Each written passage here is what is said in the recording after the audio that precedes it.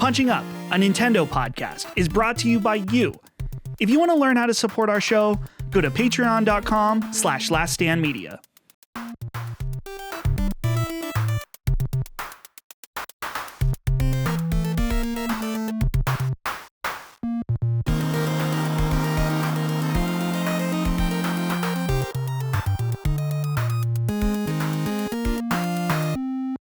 Hello, everybody. Welcome to Punching Up, your bi-weekly Nintendo podcast from Last Stand Media. I'm your host, Dustin. Here with me, the full crew. Starting off, Micah, how are you today? I'm doing all right, Dustin. Update from previous episode, have not gone car shopping. Obviously, Colin and I fell ill. The day that we were supposed to go car shopping was last Monday, and that's the day that he started feeling unwell. You know, fevers, chills, all that. And then a couple days later, I started feeling the same. So there's no update on that front, actually. I was pretty confident last episode. They're like, oh, I was going to have, test drove a car by now and all this stuff. Haven't done any of it. Hope maybe next time. Dude, buying a car sucks. It's fun when you get a nice car, you get the deal you want. The process getting there, though, so stressful. And that thing depreciates the minute the wheels leave the parking lot and the clock just keeps it's such a weird thing. I feel so left out. I didn't know you guys were car shopping. I'm so excited right now, Micah. And I just want to give you all the advice. But what are you guys going? What are you aiming towards? Oh, I just want a Subaru Impreza. That's my dream car. So that's really all I want. And I'm hoping to get the Oasis Blue, which is the nice light blue color. They do have a red one as well at the dealership I want to go to, but the blue one seems to be my favorite so far. They didn't do orange or anything this year for Subaru, so that's a little bit of a bummer. Like, my neighbor has this sweet orange Crosstrek, and I'm my neighbor has the same car. Yeah, same color. Orange is my favorite color than yellow. They didn't do orange this year, but I don't want to wait to see what the 2025s are later in fall either. So I'm ready to just kind of pull the trigger on this within the next couple months here. But yeah, no, right. I'll text you about that, actually, because when it comes to any sort of haggling, I'm prepared to just go in and be like, I'll take it. And here's my trade-in. And that's the part I'll haggle on. I know how much my trade-in should be worth. Yeah. But otherwise it's like, I don't know, sir, you tell me how much it costs. I'm not gonna really haggle with you on this. There's not that much room anymore with the advent of the internet, with Carfax and Kelly's Blue Book. Like, you just bring in your printout or you bring it up on your phone and just say, look, this is what the car's worth. There's not that much. I think Subaru is a little less intense when it comes to, they're a little more friendly than maybe some of the competing car companies. Impreza, though, that's I'm so proud of you. That's their rally platform. That's like the Subaru Impreza WRX STI is like a legendary car.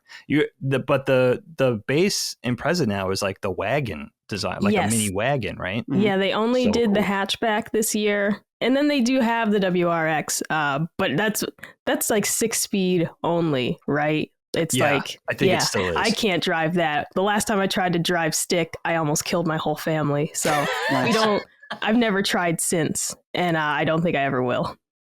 I like this Oasis Blue. It's pretty close to the blue that my Subaru is. Mine kind of has that pearly undercoat to it, and this one's more flat, but I like them both. So nice very choice in color. The blue is very nice. Dang. Moving on down the line here, Gene Park, hello. How are you today? I asked you about Dune a bit before we got on, but I was asking you about the popcorn bucket. But you said online you were going to go see it. Did you do so? I have not. I also said online that I was going to go see Godzilla -1, and I did not do that either. It's both, dude. Godzilla -1, amazing. Yeah. I'm missing out on both experiences. I feel bad going to Dune and not watching Godzilla, but apparently I really should watch Dune in the theater. So right, I'll check that out. Yeah, I'm struck by your comment earlier, Dustin, about your thoughts on buying cars, because you say you make it sound like you've done it like many times before, and it's like, how many cars have you actually bought, young boy? I've bought 3 cars. Holy shit, that's a lot of cars for your age. Yeah. It's like I'm asking for your body count, but for cars. Yeah. So one of them, have you fucked, Dustin? How many cars have I fucked? Too many to count. One of them was from a friend. One of them was from a used dealer, and then one of them was from the Subaru dealer itself. And do the haggling process. Luckily, with my last Subaru, I bought in 2020, and they were very clear. They're like, we are not haggling on any price. These are the absolute lowest we can possibly go, because no one was buying cars then. So it actually kind of removed some anxiety from the price, that they were straight up like, because you bought it during the COVID times. Right. Yeah. So I was pretty lucky. I'm pretty sure that my car, maybe even still today, is worth more than what I bought it for. Wow. So that's cool. Just because of when I bought it, I got really, really lucky. So yeah, they maintain their value. Subarus. Yeah, more than any other car, as I understand it. Yeah. Last car I had was kind of an Oasis Blue. It was a Hyundai Elantra, only 2 doors. It was a 2-door sedan. So I did not plan on having any more kids, or not any more kids. Well, I might have kids. More kids. Oh, yeah. I might have kids. I don't know, but oh yeah, there was might have kids in the near future around me. So. Right. Fair enough. Last but not least, of course, Dagan. Hey, what's up, dude? Hey, it's good to see you guys. Just, I have to tell you, that shirt. Okay, now for those only listening and not watching, Dustin is wearing Iron Maiden's Somewhere in Time. Yeah. That shirt almost single-handedly is what caused me to fail social studies in the 8th grade. Dude, I'll nice. explain. The dude that sat in front of me always wore his denim jackets with the metal patches on the back. And I was so intrigued by all the Iron Maiden imagery, specifically that one, that I would just stare at it. You know, it's that Eddie character. He's always in a different scenario, a different pose, a different outfit or whatever. I was like totally enthralled because I didn't listen to metal or Iron Maiden at that time. I had no musical sort of reference perspective on it, but the imagery just like, oh yeah, it would just capture my imagination, and I would just not listen to what the teacher was saying. I would just stare at the back of this guy's jacket. And he had multiple jackets. Like, it wasn't always that one. Sometimes he had Motley Crue. Sometimes he had a Megadeth thing, whatever, but that was the one, dude. I was just like, I don't know what this is, but I loved it. I think it's understated in how metal music really put an emphasis on album art, in particular, making it true art. Think about different Metallica records, and of course Iron Maiden you brought up. Just some awesome stuff. Cool. And dude, yeah, this is my favorite Eddie overall, the cyborg Stranger in a Strange Land Eddie. So cool. Somewhere in Time, super cool. Dude, they just added some Eddie skins to the game Dead by Daylight. And I haven't done it yet. They are very expensive. I mean, I know all skins in games cost as much, but they're like $15 a pop. And I'm like, oh, that's a lot. I think I might buy one just because I want to say, hey, put Iron Maiden and more gaming stuff. So I'll vote with my wallet a little bit, but yeah, it's iconic, dude. I worked for an animation studio very early in my career that got the opportunity to animate some Eddie stuff as the backdrop for some of the concert stuff. Like, it was projected behind the shows. Nice. And the shit was so bad. The animation was so bad that it was embarrassing. I was like, that is not doing that character and the legacy of this band justice. Like, it was like Newgrounds Flash animation versions of Eddie. And I think they paid for it. They they approved it, and they projected it behind the performances, and it was just heartbreaking. It's like, wow, oh my God, it was butchery. We got to find this. We got to find this animation out there. It's got to be somewhere on YouTube or something. But so this is Punching Up, your bi-weekly Nintendo podcast. As I mentioned, from Last Stand Media. Thanks everybody for being here and listening. And we've got a nice show lined up for you. A lot of interesting things. Talk about some legalities, maybe some morality issues in this episode. So be prepared. But Before we get into that, I got to shout out to patreon.com/laststandmedia, where thousands of you go and support us. And we really, really appreciate it. It's how we're able to do this as a real thing and keep it consistent and do it to a high quality. So thank you. If you want early access to this show, Sacred Symbols, Defining Duke, Punching Up, Knockback, Constellation, all that stuff for just $5 a month, you can support us there. And something understated that I forget to mention often is that at just the $2 level, you can submit your questions, your comments, whatever, for this show. So if you want to participate, you can join at just the $2 level. And that goes for all of our other shows that do write-ins as well. So check us out, patreon.com/laststandmedia. Okay, guys.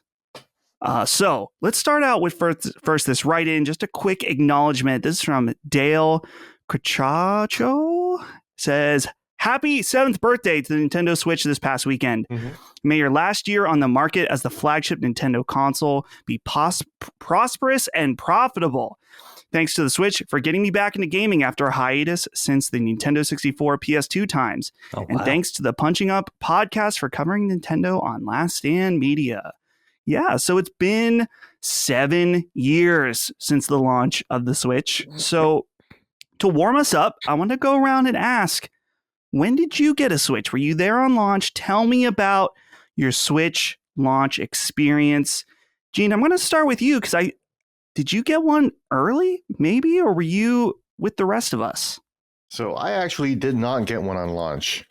Surprisingly, shockingly. But it came out in 2017, right? So it came out while I was still fairly new in DC. I moved here within 2 years, and this was when I was like really, really like deeply into covering politics and everything. So I wasn't I didn't need to stay on top of like gaming,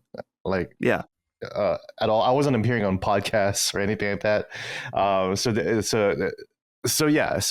that was probably the last time where I wasn't like on top of like a console launch before starting getting involved like professionally. But I did, and I was very excited for the Switch. But I already had a Wii U, and I really, really decided that the Wii U was going to be my Breath of the Wild machine, right? And I was like, no, it's fine. I bought the Wii U for this, right? So I'm going to play it on the Wii U. And then so I did play it on the Wii U, and I totally beat it. I really enjoyed it.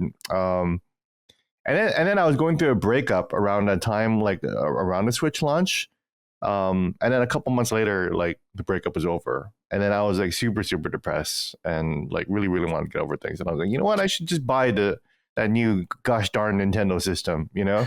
And I should just play the Breath of the Wild on that new gosh darn Nintendo system, because why not? It's a new Nintendo system, right? And why shouldn't I also beat the Zelda game on that one too? So, of course, I couldn't buy the Switch at all because this was still within the launch window, within like the first few months. So I think it was around it came out in like March, right?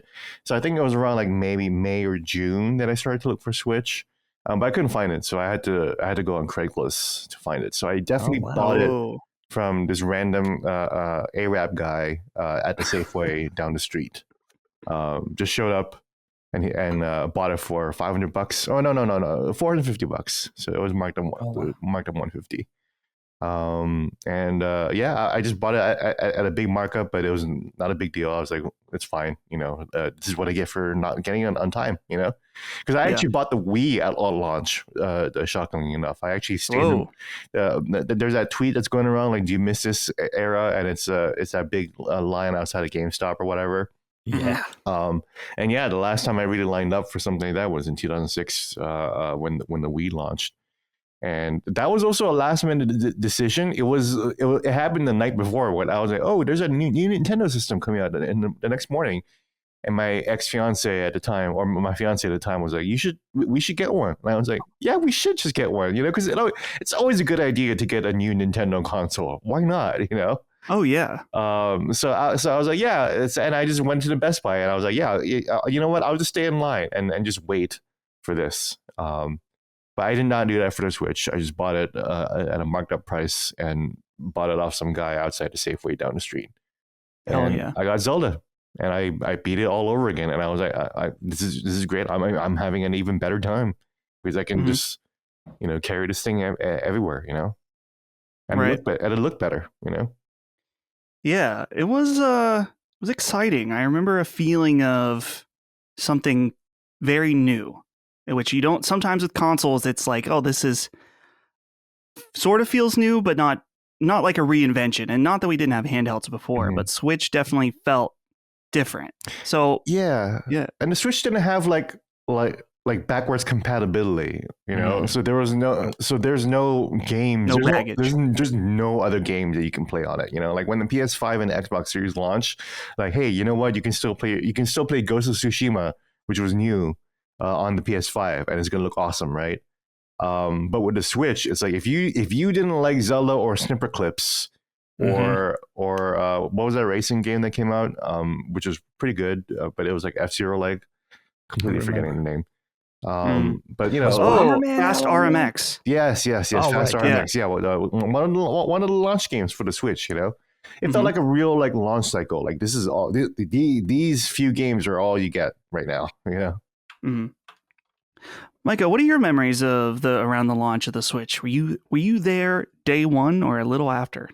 I was. So I had to go check actually my YouTube channel to see exactly when I got it, because I was frantically trying to pre-order one. I remember that very well, but I couldn't remember where I got the pre-order from. Like it's not showing up in my Target history and Amazon either. So I'm a little confused as to where I bought this thing.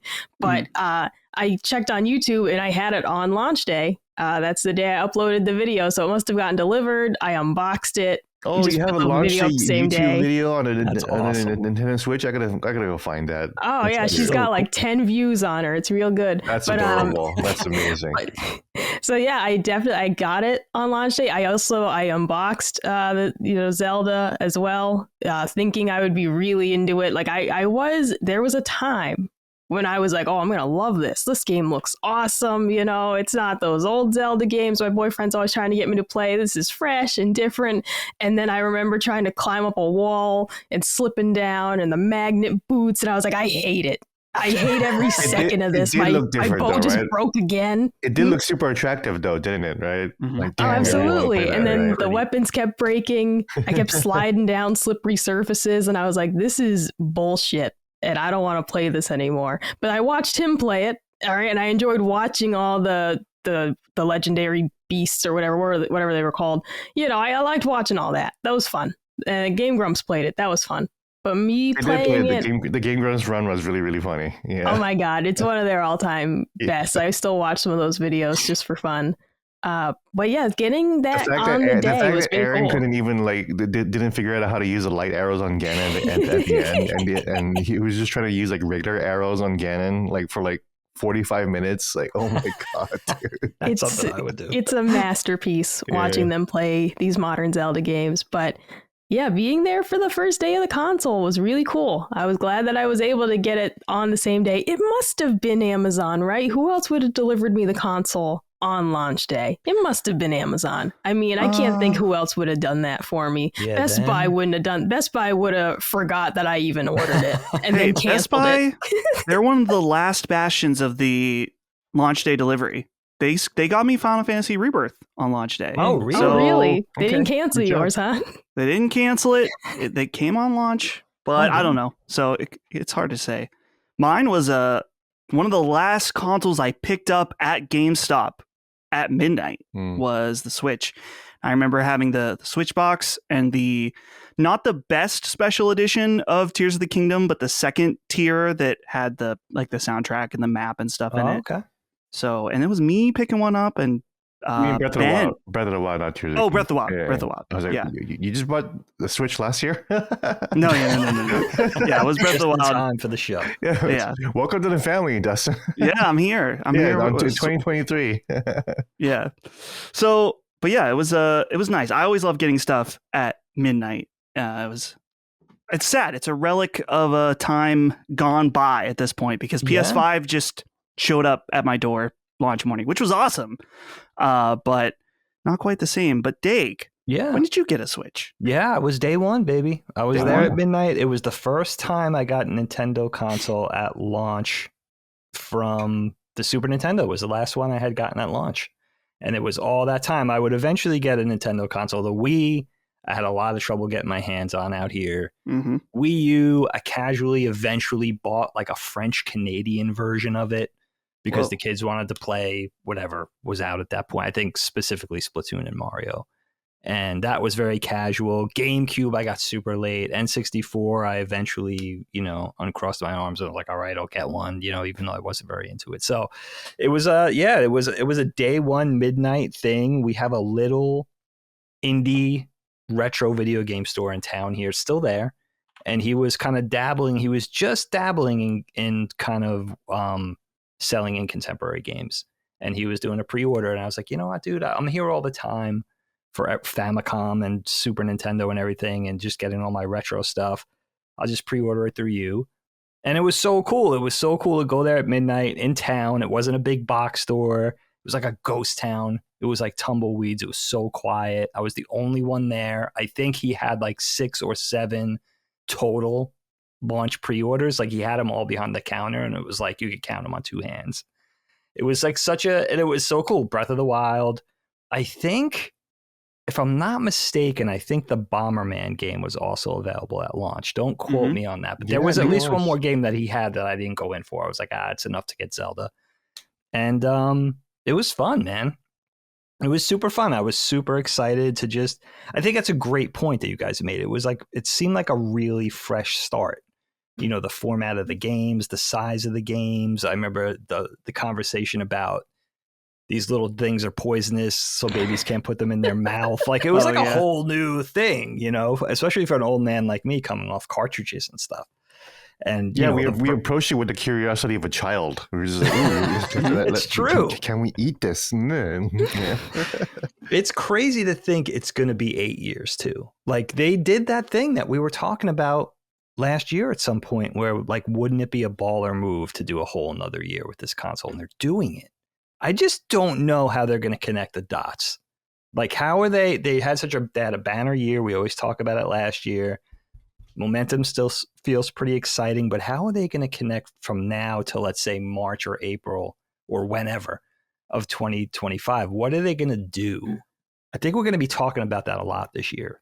What are they going to do to perpetuate the rhythm, and the cadence, and just keep things exciting and keep the excitement level high? Zelda HD combo pack, baby. Zelda HD, dude. Twilight Princess and Wind Waker combo pack, or more than likely they're going to sell it separately for $60. Which why not? I'll buy them both anyway. So me too. They're gonna they'll get so much money out of everybody if they just do that right, like right now, and just break the glass and do that right now. Yeah, easy. Nintendo, the easy remaster button. $60, just print the money. Mm-hmm. They know you're going to do it. They know they've got us by the balls constantly, especially since they control the archives, which we'll talk about later. Mm-hmm. But yeah, the only other game I want to shout out at launch, low key, Puyo Puyo Tetris. For the Switch. Yeah. Big fan of that. Holly and I played that all the time, and I learned Holly bit of a Puyo Puyo master. She's stinking amazing at that. And it was always fun because she could play Puyo and I could play Tetris, and we could still verse each other. So that's cool. I never played that, dude. It's awesome. Oh, is it? Puyo Puyo Pop is legendary. It's so good. I have to play. It's everywhere too. Yeah, it was Dr. Robotnik's Mean Bean Machine. That's the original game. That's right. Dude, Dr. Robotnik does got that mean bean, you know what I'm saying? He's just flick the bean, flick the whole bean, dude. They made a whole game about his bean, so good for him. Oh, gosh. This feels like a good segue to our main topic. Oh, from Eggman's clip to Eggman's clip to emulators.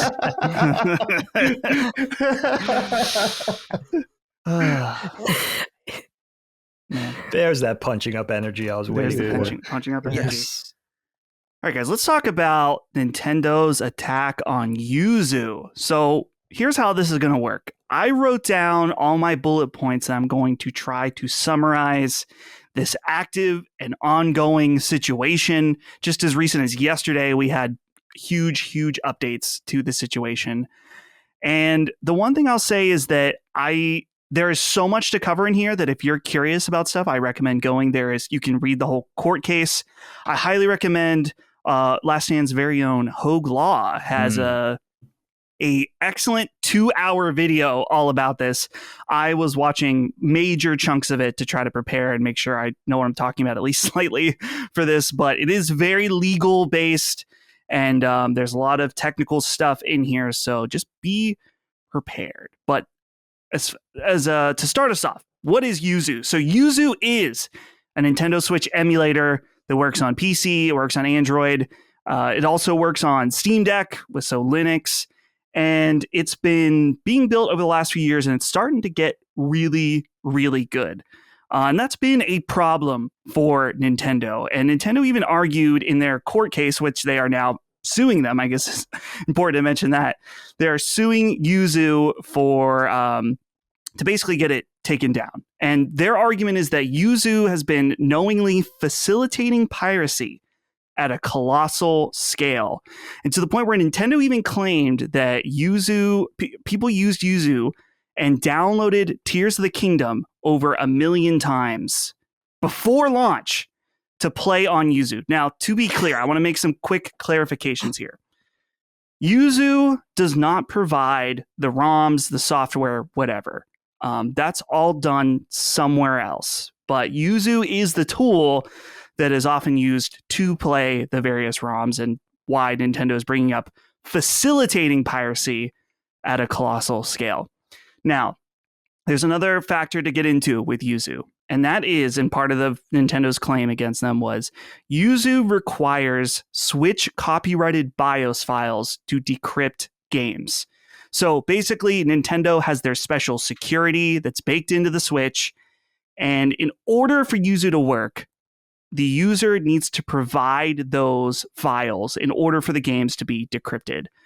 And Yuzu didn't provide these copyrighted files themselves. What they did was they said, hey, if you have an early Switch that's hackable, you can rip those BIOS yourself, or if you just happen to have a file through some other means, you can also do that. So I took a quote here from, and a lot of this information is from The Verge. I highly recommend their article from Sean Hollister about this. Yeah, it's excellent. And so to read from his article here, he says, if Nintendo can prove that Yuzu is, quote, primarily designed to give people access to official Nintendo Switch games and has no other real use, Yuzu would indeed be in trouble. DMCA section 1201A2 bans products that, quote, are primarily designed or produced for the purpose of circumventing a technology measure that effectively controls access to a copyrighted work. It is the same provision that game archivists have been struggled with for years. So that's a lot to go through, but I have a little more to go through. It's important that we get the whole picture now, and this is part of the updates we talked about yesterday. So just come out that Yuzu and Nintendo have settled before the court case even began. So Tropic Haze, they're the creator of Yuzu, has agreed to pay $2.4 million. They have removed Yuzu from all their different hosting platforms. They shut down their Patreon, which is an important detail I probably should have mentioned earlier, is that they were getting Patreon support up to, I want to say it was $30,000 a month in support of working on this emulator. So that's an important factor. They have surrendered their domain to Nintendo and basically agreed that they're shutting down development. This also affects, they have a 3DS emulator called Citra, and this is also gone. So they have posted a statement on their website. If you go to the Yuzu website, this is all you're going to see. It says, hello, Yuzu users and Citra fans. We write today to inform you that Yuzu and Yuzu's support of Citra are being discontinued effective immediately. Yuzu and its team has always been against piracy. We started the projects in good faith out of passion for Nintendo and its consoles and games, and we're not intending to cause harm. But we see now that because of our projects can circumvent Nintendo's technological protection measures and allow users to play games outside of authorized hardware, they have led to extensive piracy. In particular, we have been deeply disappointed when users have used our software to leak game content prior to its release and ruin the experiment for legitimate purchasers and fans. we have come to the decision that we cannot continue to allow this to occur. I imagine that there's a gun, like Reggie Fils-Aimé for some reason, or maybe it's Miyamoto. They've got the gun. We have come to the decision that we cannot allow this to occur. Piracy was never our intention, and we believe that piracy of video games and on video game consoles should end. Effective today, we'll be pulling our code repositories offline, discontinuing our Patreon accounts and Discord servers, and soon shutting down our website. We hope our actions will be a small step towards ending piracy for all creators' works. Thank you for your years of support, for understanding our decision. I have one last thing I want to read for you guys, and then I'm going to let you guys go off on your thoughts. This is a quote also from a Verge article, but from our very own Richard Hogue, who says, quote, "Good news is that settlements are not legal determinations, even with court sign-off, so they are not legally presidential, or not presidential. Richard Hogue, a business attorney who hosts the Virtual Legality podcast, told The Verge this. So the point is that in a lot of these court cases, a lot of eyes were on like, okay, what's going to happen? What's going to set the precedent for this? And so the good news is that this isn't necessarily setting a precedent because they settled outside of court. So, guys, that was a lot to go over, but a lot has happened in the past 2 weeks. And man, the battle between Nintendo emulation continues to wage on. This is a tale as old, maybe not as old as the company, but for as long as they've been in games, they have been not happy with people messing with their code. You think back even to the Game Genie, there was a lawsuit for that, and that wasn't even piracy. So this is just another long line of this. And so, Dagan, I want to throw this to you and your thoughts. I feel bad because there's so many different ways you can take this and thoughts, but I'm going to leave it to you. What are you feeling strongly about in terms of this story? Yeah, I mean, first of all, Dust, really nice job outlining that whole thing. Thank you. Yeah, that's easier said than done, and you did a great job. I mean, I think the fascinating thing about this is there are a lot of pages here to potentially dog ear. There's a lot of really potentially fascinating aspects of this. The timing, given that Yuzu was around for a while, that's a pretty fascinating conversation that I don't necessarily have answers to. The speed in which this whole thing was kind of squashed and settled. The precedent from Nintendo, sort of a reminder of their no nonsense attitude, possibly in posturing for a new console, being like, we're not going for this shit type of thing. Let's get it straight now. That type of attitude.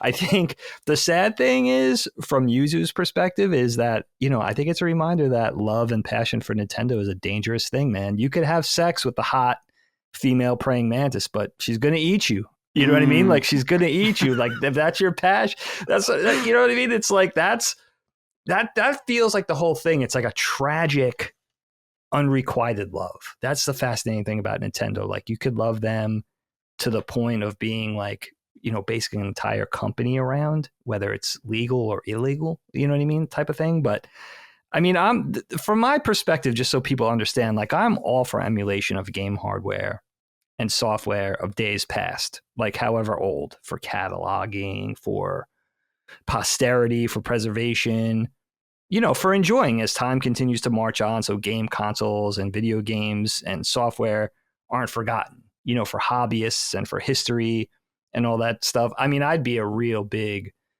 hypocrite if I said I wasn't support. I mean, I wrote 3 video game books about retro video games based on playing on emulators. You know what I mean? But I think the sticky wicket is, and this is just my perspective, and I'm constantly trying to evaluate this and see if I'm correct, but I do feel inherently like I don't support emulation for relevant contemporary hardware and software. If things are still for sale on store shelves and readily available as originals and still being manufactured outright, then I think you're just peddling wares that don't belong to you. And it just seems kind of cut and dry. And I think some of this is the conversation around Nintendo in general, like rooting against the man. Like, all right, Nintendo, like, you're one of the wealthiest companies on the planet. Like, how much is this really hurting you financially? Like, whatever economic damage this is doing to you surely must be inconsequential. You know what I mean? But that's not really the point.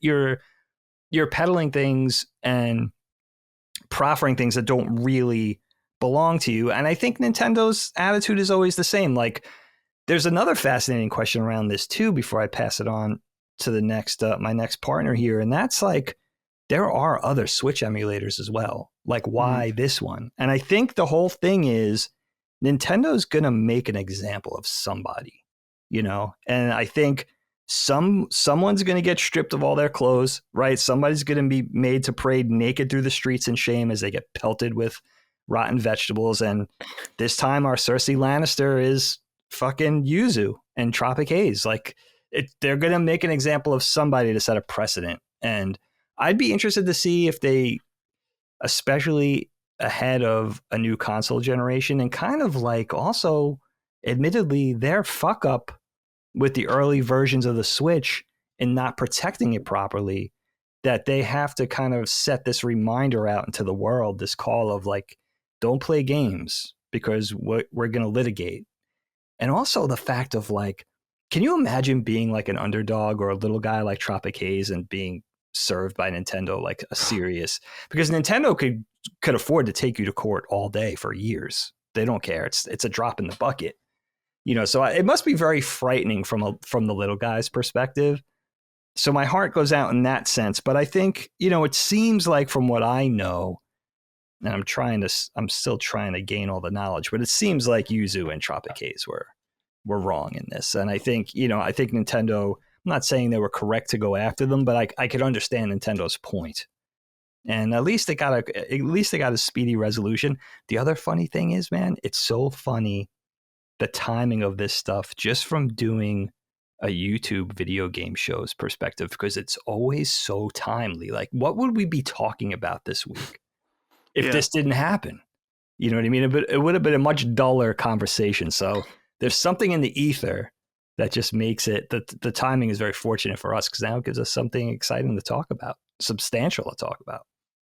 Yeah, everything was happening so fast. Like, I expected that we were going to be just reporting on what the court case was going to be. But then yesterday it seemed like, oh, well, it's actually being cleared up. Yeah. So for better, for worse. But Micah, what do you think about this? I know there's a strong argument, and I'll get into my thoughts later, but a lot of times you hear about like, oh, well, it's legal to back up your games for archival purposes. And that is true. But I think we're talking about something a little different here in certain scenarios. So what do you think about this? Yeah, I think in terms of why, you know, Nintendo went after them, as Dagan said, like setting an example of a company ahead of the next console launch, maybe trying to prevent someone else from feeling so bold ahead of that, and, you know, being like, yeah, we'll be the next one to do this, right? I think it's a lot of it just feels like the way they targeted current games in terms of their lists that they made of like, oh, these are games that are like certified to work on here. That doesn't look great. If you had really spun it as this is a way to, you know, preserve retro games, all that type of stuff, if they had like really dug into that, it would have been one thing. But it was just too obvious of like, this is made for playing the latest Switch games on your various hardware that is not a Switch. And you really can't even play dumb and say, we didn't know this was facilitating piracy, when people are saying, well, on their Patreon, they would help you to figure out how to set this thing up. You know, they can say they don't provide you the files, but if you're providing customer support essentially on how to set it all up and what to do with the files that you've obtained, you're completely aware of what everyone's doing with it. Like they really, I feel like that's why, you know, the settlement and everything comes around, because the reality is just, you can't play dumb on this. Like the statement on their website is comical, to be like, oh, we realize now it was being used for piracy. It's like, did you realize it when your Patreon like doubled around the release of Tears of the Kingdom? Did you realize it then? You know, so it's just one of those things that I feel like they just couldn't play dumb with it. They had to just face facts. Like, you're not going to win this case, especially if it's the angle of the DMCA law about, is this primarily designed for circumventing Nintendo's protections? And I don't know how you'd argue that it wasn't, with all the evidence Nintendo has about how many times Tears was downloaded before it was even launched. I mean, because an argument often made for emulation, and it's one that I've made myself for old games, is if I buy the old game, like I bought it, and then I'm going to go ahead though and emulate it because I can't actually play it, on this console, but I did purchase one. I did purchase one legally. Now I'm going to play it on my computer and I don't feel bad because I did buy one, right?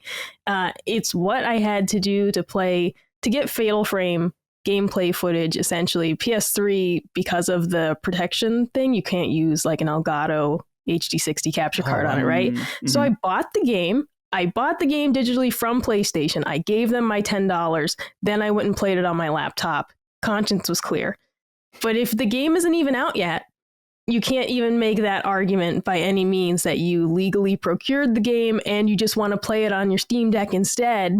Like, that's not even in the room because the game isn't even out yet. So I feel like, honestly, it's the behavior of their own users that hurt them the most in the end.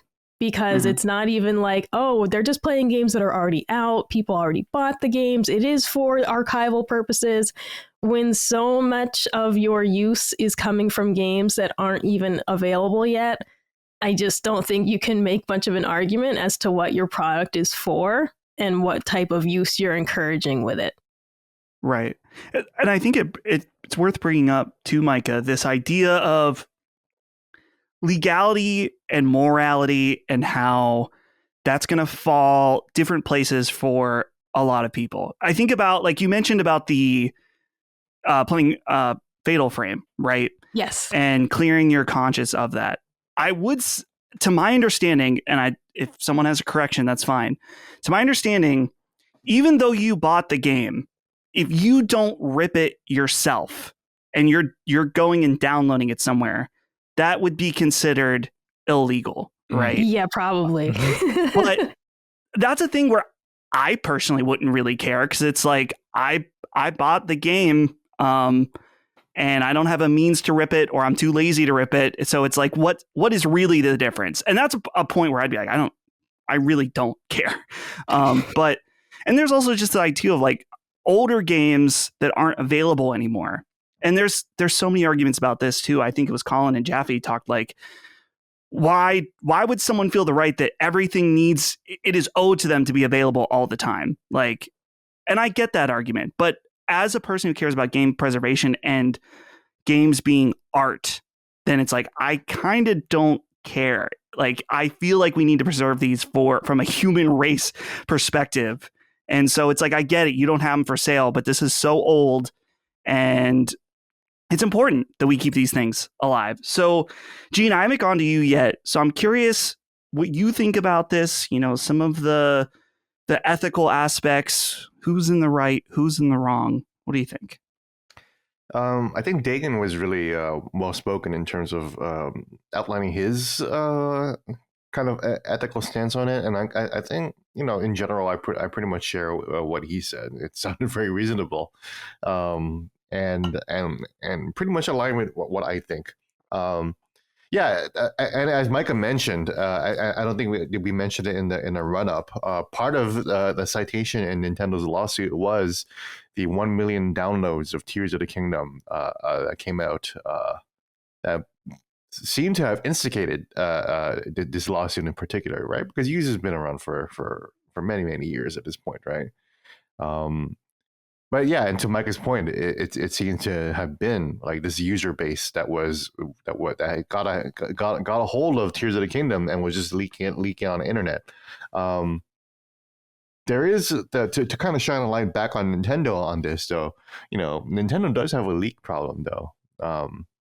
Why was the Tears of the Kingdom code just out there early for people to get, right? And remember, Metroid Dread was also leaked early too, and people were able to do that. Remember, there was that famous Kotaku article telling people that they could do it right before they bought the game, and people got pissed off at Kotaku for that. So there is some audience backlash when it comes to pirating like a modern new game. You're like, hey, you're damaging that game. Just buy the freaking game. The game is new, right?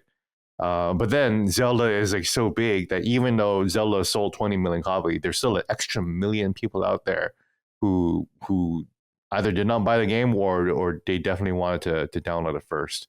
And that just to me, again, going back to the original point about the case in general, it just feels like Yuzu kind of flew too close to the sun.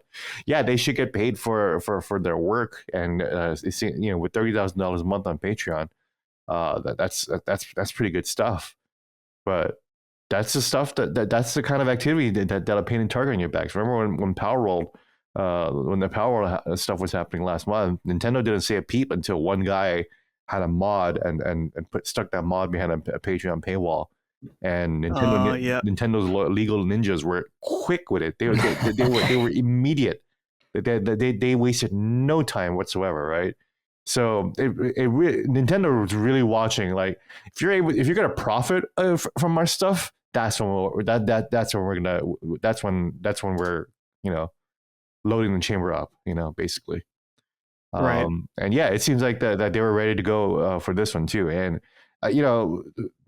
before yesterday's decision and the appeal decision was, the decision was very quick. But I did expect that Nintendo had a pretty strong case reading over what they did, because you can make a compelling argument that Yuzu is profiting off of a new game being marketed.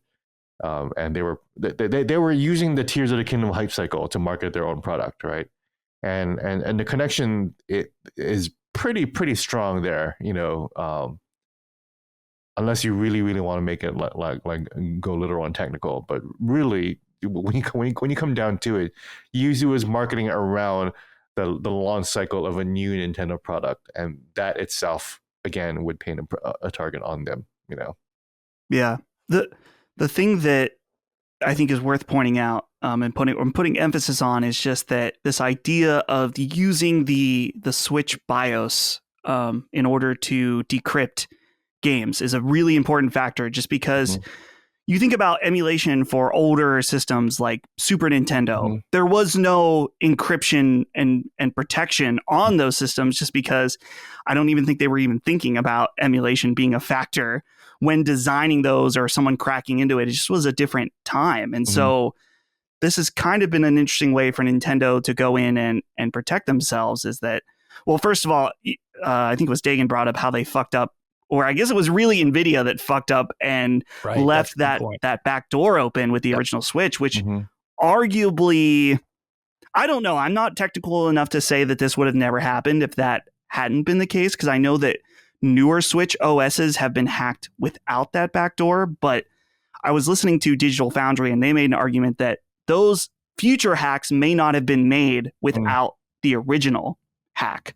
So that putting that decryption in, even though it was broken and circumvented, it still was here for a situation like this, where it's like, okay, well, you came in, you're using our code and using it to circumvent what we put in, and that's not legal. The one other point I really want to make, just because before we started recording, I was telling you guys about how this will be contentious. No matter what angle we take, you're either supporting the $1 billion corporation, or you don't care about, you're okay with stealing. It's like, there's no in the middle. I'm going to try to be somewhat in the middle, and maybe it won't make sense. This is gray morality that we're always talking about, right? Right. But it's true. It's true. The God's not here to tell us what's right or wrong, I truly believe and want a Switch emulator to exist. I want a great Switch emulator to exist. The issue is, the people can't be trusted, I guess, because you have a situation with millions of pirated copies of Tears of the Kingdom. And there's always an argument of like, well, those people wouldn't have bought the game anyway, or how many of those people just downloaded early and then bought the game. And I guess, but those are just hypotheticals, So my perfect world scenario is that there's no emulators during the life of said console. Maybe people are working on them in the background. And then when that console is no longer the primary platform or is getting shut down, hey, we have this emulator ready to go. And that's when things kind of get into the more morally gray. If you want to use this, they're not selling the games anymore, stuff like that. I don't know if that scenario can ever exist, but it's tough for me because I really, really do care about game preservation, and I care about the rights of users that I bought a Switch, I bought Zelda, and I have an expensive computer. I should be able to legally extract my Switch BIOS and run a program to run Zelda on it, right? I love that kind of stuff. I think that if you own all those things, that's great. You should be able to hack and do whatever the fuck you want. But the problem is that's just not how most people operate. And I think that was something that Hogue said in his video, and I don't want to misquote him, but this idea of, sure, this is technically by law, it could be okay, but that's just not how people are doing it. That's not how it's going. And there's a standpoint of that to be like, well, yeah, we get it. There is the perfectly legal way. And so, yes, people say, yes, it's legal, but it's like, that's not how people are doing it. And that makes a big, big difference. So I'm really conflicted about this. I think it sucks that they got fully shut down because I want teams like this to exist. But at the same time, it's like, yeah, I totally get it. It was maybe too soon. Like maybe you should have waited. Maybe the Patreon thing was a step too far. Yeah. Micah brought up how they promoted and used Tears of the Kingdom. And even if there wasn't anything necessarily illegal about that, because that's something that Ho got into, it wasn't a good idea for the health and the welfare of your project. So it's tough. I'm conflicted. I don't feel good about any aspect of it, both Nintendo and Yuzu, but I guess I've come to a place of understanding. So before we move on, I want to give you guys any other thoughts, or we've gone through a lot here. So is there any other additional thoughts? Yeah, I want to say just real quick, and I hope it's obvious, but I think the real bummer is Citra shutting down, right? To your point, Dustin, that Citra was the real preservation effort there, because the 3DS eShop is dead, and we can't buy 3DS games anymore. So that was a real preservation effort, and for that to also shut down, that's awful too. And so, and it's not all doom and gloom. Emulation is going to continue, sure. That's the nature of this work. Right.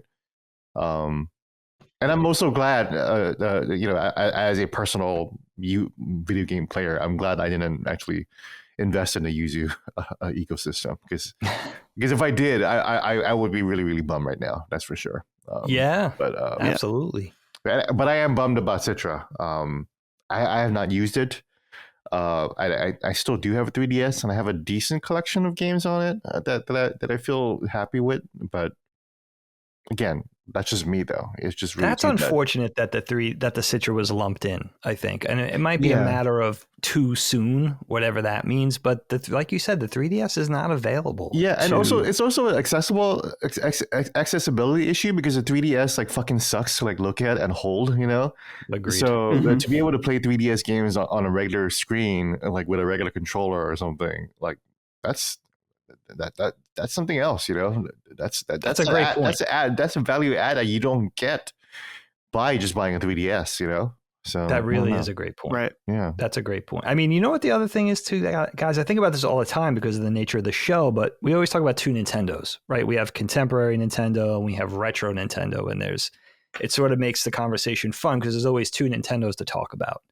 And they're retro, the aspect of retro Nintendo is a big cash maker for them. I mean, dating back to, let's say, Wii's Virtual Console, and then the official mini consoles and the HD remakes, and now Nintendo Switch Online, like obviously retro games and what they've created makes sense in terms of dollar signs, right? Like cashing in on easy money from stuff they created years ago. Like that's smart for any business.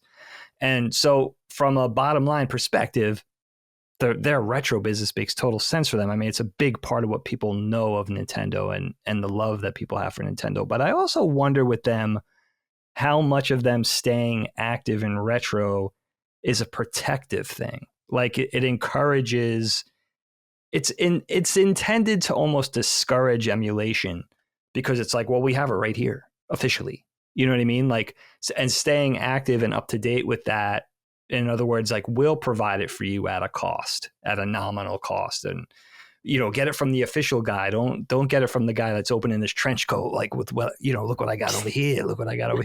You know what I mean? But get it from get it directly from the source type of thing. And but I also wonder too, from a company like Rhode Island's own Tropic Haze. Like, I wonder also, they didn't intend it this way, but how much of a no publicity is bad publicity type of effect it's going to have. Like, in other words, an outfit that was relatively unknown outside of video game circles just became a household name. So I wonder I wonder if they'll benefit from that, from just having their name in the news at all, even if it's bad publicity in quotes.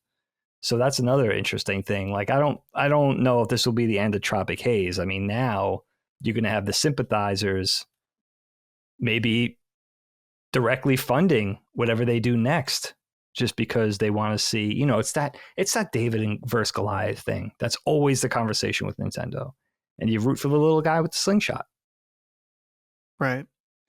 Yeah, it's tough to say. In terms of the close, like the settlement that happened, it didn't close off the door for future emulation, but I'm sure it scared off a lot of people. So I guess that's kind of like, we're in a middle ground here where it could have been worse, that they could have went to court and lost. Mm-hmm. And then there was an official precedent set that don't do this or you're going to get fucked by Mario himself in the back alley.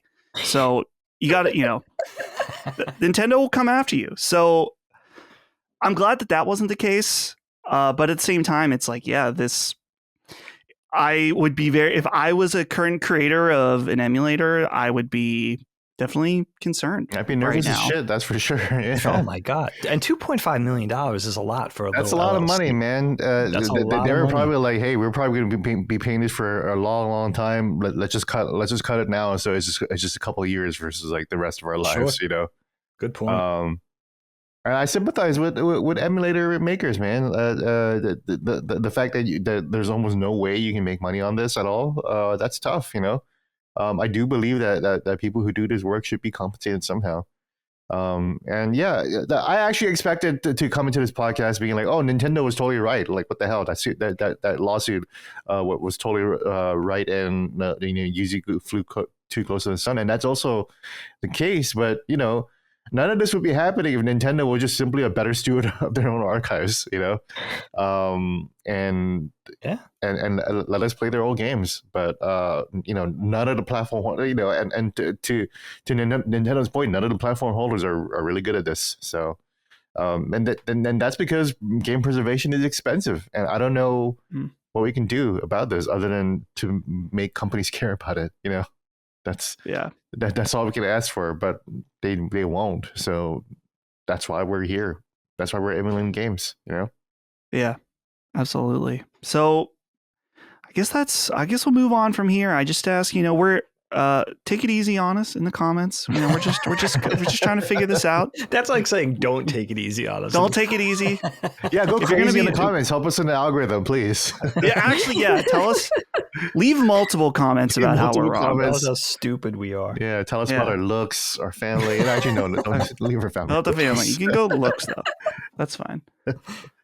Cool. Well, thank you guys. That was a fun conversation. That went pretty awesome. I'm glad we could talk about it. Try to have some reasonable takes about it, but let us know legitimately. Let us know what you think about this situation, and because I'm really curious. It's I think that at the very least, looking at this situation, you can stop, and even if you fall one side or the other, you can say the other side has some good points. It's very conflicting overall. So see what happens. I realized while we were talking, I think I have Yuzu on my Steam Deck, and I've never used it. It just came in a batch of like, there's a program you can run that installs all the emulators that work well on Steam Deck.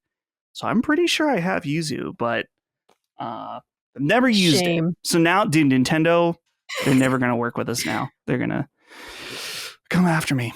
But no, you know what, Dustin, I want to make one final point. I just want to, a great analogy, I think, to really sum everything up. If I have 3 bananas and I give you 1 banana, that doesn't mean you can go download it on the internet. And that's the whole situation right there. I think that was beautifully said. I could have just said that. Thank you. Jesus, that just ended it. End just the save show. us a half hour here. Yeah. Guys, let's get into the little bit of news to talk about, and that is the Pokemon Presents February 2024 that just happened last week, I believe. Here is the long story short. There's a new Terra raid live in Pokemon Scarlet and Violet to celebrate the anniversary of Red and Green in Japan. There's a Pokemon Go crossover with the anime Pokemon Horizons. This is kind of interesting. The Pokemon trading card game is getting an official app that lets you collect and play against people. You get 2 free packs a day. Kind of interested in that. Just lightly. I like the idea of playing a Pokemon mobile card game. That sounds cool. Wow. But I wonder if it's going to displace Marvel Snap as a big one. Oh, good point. Interesting. Oh, yeah. It'll be interesting. I haven't played the Pokemon card game since 2000 maybe, and I barely understood it when I was in kindergarten. So, but I think it might be fun. 2 free packs a day. I mean, yeah, why not? I'll check that out. The biggest thing though is Pokemon Legends ZA, which we got a little tease for, and it's going to be set entirely in Luminos City. So let's go ahead and get into this here with Neo JD, who says, PU crew, are we looking forward to the next Pokemon Legends? Personally, I thought the original was an interesting and refreshing spinoff, so I'm looking forward to ZA. I'm also just going to go ahead and read the next one here, too, from Custom Alex, who says, hey, Pokemon haters. Ooh, don't easy with that. Oh, that's... With the announcement, there will be another Pokemon Legends game. Have any of you played Arceus? And what are your thoughts on its first step into the open world everyone has asked for and excited to see them do a follow-up? What would you like to see improved or added on? Keep up the great work. And if you haven't played Legends yet, you should. So yeah, we're getting a follow-up to Legends. I played a decent amount of the first one, but it kind of lost me as I was playing it. I understood what they were doing. I appreciated it, but it didn't quite grab me. I've thought about going back a few times, but I gotta say, guys, it stinky switch territory big time on. Not as bad as Scarlet and Violet, to my understanding. I haven't played those, but a little stink on that game that was a little off-putting to me. But Dig, I'm curious what you think about this. I don't know if you've played Legends, but I know you've got family that's into Pokemon, right? Yeah. So how do you feel? How do they feel about this announcement? I mean, you know what? I got to tell you guys, I got to be honest. I watched a Pokemon Presents for you guys all the way through, not once, but twice. And that's love. Because I don't hate Pokemon, but I'm not really in it. My one little guy that was in it, he's 13 now. And he was mostly into the practical analog card game, much more so than the video games. Any kind of Legends or any kind of other Pokemon, modern day Pokemon, was kind of watched over his shoulder, like through his perspective. I will say, Arceus, was that 2 years ago or so? Yeah, that was the one in ancient Japan. Right. Yeah. I always thought that game looked kind of cool. I mean, I never got a chance to sit down with it really, but I always kind of looked at it like, oh, man, I could be pretty interested in that. The one takeaway I got from this Presents that I thought was cool, what Dustin started with, was that Pokemon trading game, that Pokemon trading card pocket game. At first I was dubious, but the more that little game, that little Creatures Inc. demo went on, I was like, oh, I understand what they're doing. Like, it seems like they're really taking an opportunity and taking measures to make like a digital proxy of what made the tactile physical trading card game so special. Like, they used custom papers and the printing process was very special and hard to duplicate. It was almost like making real money versus counterfeit money, I always felt like. And I like that they're taking like this custom FX digital proxy approach to creating a digital version of collecting Pokemon cards. They're doing that cool sort of multiplane effect in there where it looks like the characters, kind of put into his environment in layers. So you have the background and foreground layers with the character. It looks pretty cool. Like it looks like definitely beyond something you would see in all the current digital art that's crappy. You know, it's going to be a step above in terms of quality because it's Nintendo. So I thought that was pretty neat. And I just like seeing Game Freak and Creatures Inc.'s perspective on things, because you usually hear about Pokemon from Nintendo's perspective. It's cool to see what the other partners are getting up to. And, it wasn't the snooze fest that presents, wasn't the snooze fest I thought it would be. I thought it rocked out with its Pokeballs out. Oh, goodness. Micah, did anything move the needle for you here? I wasn't sure. I was thinking about you. I was like, I don't know if there's anything. The thing for me is this Pokemon game, the tease did nothing because I don't know what it's about. It doesn't show me anything. Yeah, I know that it takes place in the world of X and Y because I believe Lumino City is from X and Y. But it's totally out of my wheelhouse at this point. Yeah, no, I'm with you. If anything caught my attention, it's the idea of like, oh, trading card game on mobile. All right, that could be fun because our nephew's super into Marvel Snap, as was brought up. But for me, I'm really just not much of a Marvel person. And I'm not much of a Pokemon person either, but Pokemon are cute, fun. They got the one that looks like a magnet. I like that. Ditto's cute, Psyduck. The classic, the old ones that I'm like, yeah, these are cute, fun. The one that looks like a pile of whipped cream even, sure. So really, aside from that, not a lot here is like, oh, that's something I really want to play. It's cool to see what directions they're going in. I like, the Pokemon Go crossover with Horizons. That's something that, I think people are going to be really stoked on. If you're still playing Pokemon Go, good Lord. I mean, I remember when that came out and I was playing it and it's like, we're talking like 6 jobs ago, like in terms of like Micah's life. And it's just one of those things like, yeah, it was cool at the time and I'm shocked people are still into this, but good for them. Good for them. So no, there's really not much here that I am personally interested in, but I'm always going to hope it's good for the fans. I'm not a Pokemon hater. I just don't really want any, So I'm always hoping that the people who are really stoked on it are going to not be disappointed, that they're going to enjoy whatever slop comes out of the Pokemon lineup next. But no, for me, this is just, I'm watching it because I work here. Sure. Yeah, I get Fair that. enough. Gene, I was thinking about Pokemon with this new game. Is this the first announced game for the new Switch? Switch 2, yeah, because they did say for the Switch family and consoles. I wonder if they meant that or they just meant, hey, the Switch OLED and the Switch Lite as well. So yeah, because didn't Pokemon Sun and Moon came out on 3DS when the Switch was out, right? Yeah. Is that? Oh, I think you're right. Yeah. So we could be dealing with a situation where this game is going to come out on the old stinky Switch and not the new one. But I don't know. We'll see what happens. Fingers crossed that Switch 2 is backwards compatible. It would better fucking be. Oh my god, Seriously. I don't know what I would do with myself if it wasn't backwards compatible. I would. I don't know, like January 6th Nintendo or something, like Storm Nintendo HQ. I know. I can't be held accountable, or I would be held accountable for what I would do next. Yeah. It's really got to be. But do you guys think the lifespan of the Switch being so big now makes that more or less likely? I really don't know the answer to that. The backwards compatible. I really don't know. I would say it's so tough because Nintendo doesn't give a fuck. Yeah, but they also with it, it was easier to cut off the Wii U because very few people had a Wii U, so it didn't. No one's complaining about backwards compatibility with the Wii U. Like that's not even me. Point. Like it's like, yeah, that's fine. We can just leave that one. We can just leave that one behind.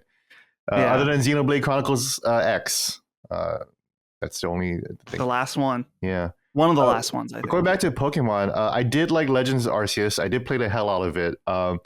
It's funny that Legends Arceus does occupy the same space in my memory as Starfield, in that Like, it's Whoa. Hear me out. Hear me out. They both have really, really empty worlds. But they both had a lot of like things to like do and check off. And then so that's what I did. I just like finished off Starfield, and I also finished off Legends Arceus. But the world of Legends Arceus does not like really stay with you at all. You want to talk about how Scarlet and Violet's performance is worse? It is, because the world there is much, much prettier. It's much, much nicer to look at. There's actual life there, but the life in Legends Arceus is like dead. It is like flat lands. There is like no level design. They tried to put like a cave network in there, but it just like it's the cave was like built like a maze that you find in the back of the kids' placemat in the fast food restaurant, you know, when you go to Denny's, and then they have the little maze there for the kids to fill out or whatever.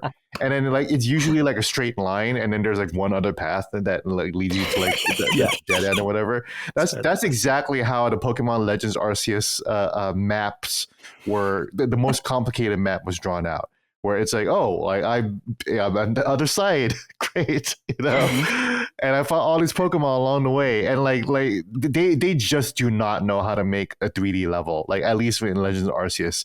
But with Scarlet and Violet, they actually made some levels. Like, oh, this level has a ladder, and it goes to like different rooms and stuff like that, you know.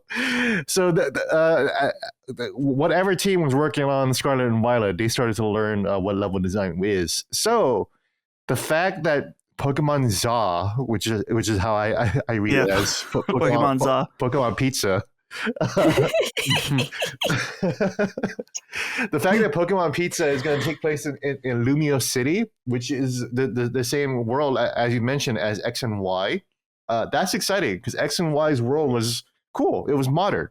Legends Arceus just took place in like the ancient whatever the fuck brilliant Diamond and Pearl era is, right? But with X and Y, it's going to be a much more modern setting, you know. So maybe they'll, you know, to your point, they didn't show us anything, so this was a very, very unexciting Pokemon Presents. But if they did show something, I'd be really, really interested to see what a Pokemon Legends in urban Parisian environment could look like, because that could be cool. You know, I'm at the point now where I want to check out Violet, but I don't want to check it out for $60. I got to figure out like see if I can find a used copy, or hey, if any of our people out there, you don't want it, you want to make a deal. I hook it up on Yuzu. That's right. That's right. It probably runs pretty great there. Probably runs a lot better. Honestly, fuck, like that probably would have been a really great use of Yuzu to just play a nice, because again, like I'm not one to complain about performance or graphics. 30 FPS, totally fine. Even if it dropped to 24 FPS, I would be okay with that. But the drops for Scarlet and Violet are even too much for my eyes. So it's pretty rough, but it does look pretty though. It does look pretty. I do think that it's a rough ask for $60 if it's not something that you're really into. I'm curious about it just because a lot of people said about some of its redeeming qualities. It's good. And I think now that it's a very good game, I could go in and know its faults and have a good time. But it's a very, very interesting and big world. Like you will be surprised at how big and diverse the map biomes are and everything. It's and then the cities are walkable. Like you're going from the overworld and then you just seamlessly walk into a city. That's fun. That's cool, you know. And then the central area is this whole big like Harry Potter Hogwarts a school city in the middle. You know, it's really, really imaginative. I'm kind of hyping myself up to play right now, actually. You know? Dude. Yeah, I got to figure out a copy for. I'm looking on Facebook Marketplace. None listed around me. Yeah, no one's selling it because we all like the game, actually. Yeah, it's actually pretty good despite the shitty performance. You know. Yeah. Oh yeah, that performance. It performs like absolute shit though. Dog shit. It's dog shit. and the fact that they haven't fixed it. The fact that they haven't fixed it is ridiculous. Like that's ridiculous. I can't believe that. No, they're working on Za now. They promised to fix it, and they just fucking did it. Like I've never heard of a game company do that before. Or they're just like, oh, we're gonna fix our game. We promise. Like Final Fantasy VII Rebirth. they're saying that they're gonna fix the performance in that one. I believe them, with Pokemon Company. I don't believe them at all. Like, yeah, we got your money. Yeah, we'll tell you. I kind of didn't believe them when they said it. I was like, I don't think you guys are gonna do anything. Why would you? I wouldn't. All right, guys, let's go on. This number 2 is it practically could just be a quickie, but I thought it was funny enough to make it its own news story, and that is Shigesato Itoi is tired of being asked about Mother 3 coming in English, and I posted this. He's the main writer creator of the Mother series. I posted a screenshot where he was responding to a tweet, and I used the Google translation. It just says, "Please talk to Nintendo about that, not me." Just a very a man who knows. He knows. And a few words. He knows he has no power. So please stop asking him. I don't know if there's much else to say. We covered this pretty extensively last week, but I just thought it was very funny. Yeah, not much else to say other than it's funny that the creator of Earthbound also feels just completely powerless, Yeah. If anyone could get it done, I guess you would think it would be him, but yeah, no, not against Nintendo. It's a great Miyamoto. You want to go against Nintendo, Yeah, that's not miss. That's power. He has the. Do you guys ever check out his Wikipedia? I just jumped on his Wikipedia real quick because I know he's like the Japanese Renaissance man. Like he's the goat of Renaissance men. He has the most descriptions of what he is of anybody I've ever seen in my life. This is from his Wikipedia. He's a copywriter, an essayist, a lyricist, a game designer, we know, actor, voice actor, critic, editor, influencer, satirist, comedian, and speaker. That's a lot of things. Like that, he's pretty much not an athlete. That's the only thing other than that. He's like everything, and a scientist. Like that's insane. Like who is this guy? He's incredible. I'm looking at his Wikipedia now. I can see he's one of the voices in My Neighbor Totoro. Yeah, he's the dad. That's amazing. He's the dad. What the hell? Yeah. What the hell? Wow. That's crazy. Very interesting. So shout out to Itoi. Sorry for people bothering you, but they won't stop. They will never stop. He's busy. He's busy. Okay, let's move into just a few quickies here. And that is, first of all, THQ Nordic is releasing Biomutant on Nintendo Switch on May 14th, $39.99. I'm a little curious about this. I was watching the trailer. It kind of looked like it was running in 60, which seemed impossible to me. That's wild. Yeah. So maybe the resolution's really low or something. Actually, let me just verify this here because I saw it and it definitely looked not like the other systems. I'm gonna wager that I'm probably the only person in the entire company of this podcast network that's actually played Biomutant. Yeah, I don't know it. I feel like some of it. I was gonna say I watched him play some of it as I was curious, but it really kind of freaked me out. It's the furry game, right? It's yeah. That's the one I'm thinking of. That game creeped me out because I was like, I'm maybe interested in this, and watching them move around, it was very unsettling. If you're a furry with a machine gun and a big Cloud Final Fantasy VII like sword, and so that felt kind of attractive, and I started playing it. And yeah, it gets really boring. It looks to me, this trailer, so on YouTube, it is 1080p 60, but it's very variable in this in this trailer. So either way, cool that it's coming out there, even if it's a little later. Hopefully it is a decent port. Not a bad game, but yeah, definitely not something to get too excited about. But yeah. So this next one, I remembered I wrote this and I forgot to put an update to it, but there is an update, but I'll just read what I have first. Octopath Traveler been delisted from the Switch eShop. This is likely due to Square taking over the publishing rights on this. And I just saw that they made a comment about it. That Octopath Traveler is temporarily unavailable for purchase on Nintendo Switch eShop and My Nintendo Store as of March 1st, 2024. The game will be available to purchase again soon. If you previously purchased the game, can still be re-downloaded from the Nintendo eShop. So that's from a customer support page on Nintendo. Likely some publisher related things going on, but always got to be careful when they say things are temporarily delisted. Remember Metal Gear Solid 2 on Xbox and other platforms. Though for the HD version, like, oh, sorry, we have some copyright issues. We're going to delist it. It'll come back.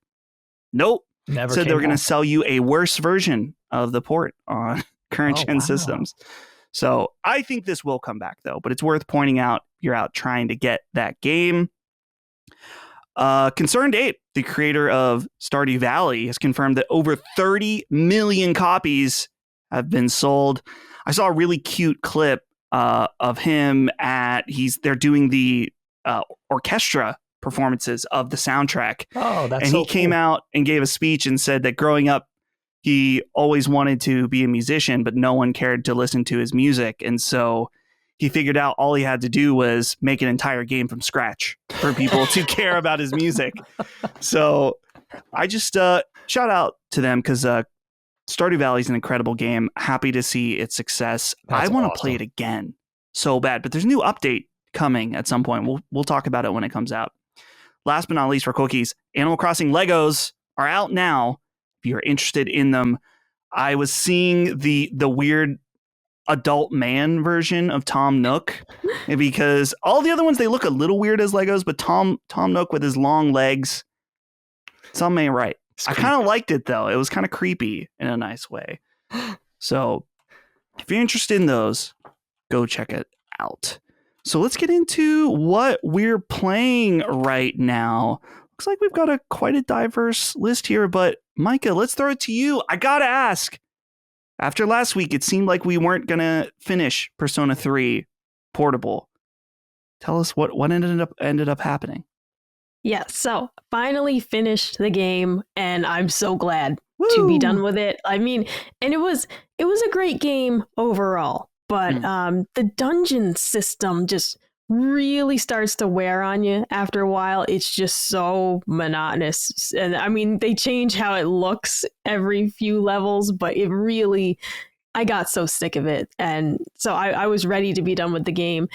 I loved it, though, for the overall experience. Very satisfying end to the game. And I felt like I had enough time to max out a lot of social links and really play how I wanted to play without needing a guide. So it's one I definitely recommend to people, although if you're choosing like I was between Portable or Reload, I think Reload's going to be the better experience. I truly, though, just wanted to play it on Switch because I knew that was just the best way to maximize my time, in my own household. Mm-hmm. But I'm going to guarantee that playing it on, PlayStation's going to be way better. And they've upgraded the dungeon system and everything, so it's not so much of a slog. But yeah, that's finally done. I got to ask a few questions before the next game, Micah. First of all, were you the male MC or the female? I played as the male protagonist because from what I had Googled ahead of time, people said for your first playthrough to play as the male. And I was like, I'm only going to do one playthrough. So I went with that. And who was your waifu choice? Oh, yes. What was her name? It was the equipment manager, the black girl. Track? What was her name? For the swim team. What was her name? Yoku? I think it is Yoku. Because I sound like a real bad boyfriend right now. It's only because I met her so early. Oh, it's Yuko. Yuko, there it is. Yeah, I maxed out her social link first, and then I had the whole rest of the game free to go sow my wild oats and be with other people. Mm-hmm. So I kind of forgot what her name was, though, because then I didn't hang out with her anymore. Dude, she has a huge glow up in Reload because it's fun. I only knew her from Reload, and then I saw some clips of what her illustration looked like in the original. I was like, oh, she doesn't. All those illustrations, it's so crazy how they've improved overall at Atlas. Their overall character design is so much better because I was like, Yuko, I don't know what's going on with you here. But she's become a fan favorite on Reload. Particularly her voice actress just did a really, really awesome job with her character. So nice pick. But anyway, sorry, I had to ask that, but you got one more game on here. Yes, yeah. So I also played Pentiment, which when we watched that little partner direct, and this was the one that was just thrown into the sizzle reel at the end. They didn't really focus on it. And that was my number one thing, though. I was like, oh, I gotta play that. And being sick this past weekend was perfect because I just put hours and hours into it. And I'm a big visual novel fan. So seeing that this was like a narrative adventure just immediately caught my eye. And I was like, oh, I want to play that. I won't spoil anything, but I'll say one thing that it detracts from me wanting to do a second playthrough right away is that you can't do any manual saves. If you're a visual novel player, you'll be very familiar with like, I'm going to make a save before making like a big decision. And then if I really hate how that turned out, I'll reload my save. And you can't do that in Pentiment on Switch. And I don't begrudge them for that because it really does force you to just stick with your decisions. That's a good thing. But I do wish you could do that on like subsequent playthroughs. It'd be cool if your first playthrough, you're locked into every choice that you've made, you're stuck with it. But it would be neat if there was like a new game plus where now you could do manual saves. And I say that because there are so many choices that you make for your character's background, including like, you choose what languages your guy can read, things like that, which then later, like hours later, will come up. I'm not saying I'd want to reload a save from 3 hours ago and go all the way back, but being able to sort of game it a little bit more, because it is about a 15-hour game, I think, on how long to beat is what's listed. So it's too long of an experience for me to want to just keep going through it without really having like as much control over the choices, I guess I want to say, and without having to use a guide, because I don't want to play the whole game like that. There's too many choices.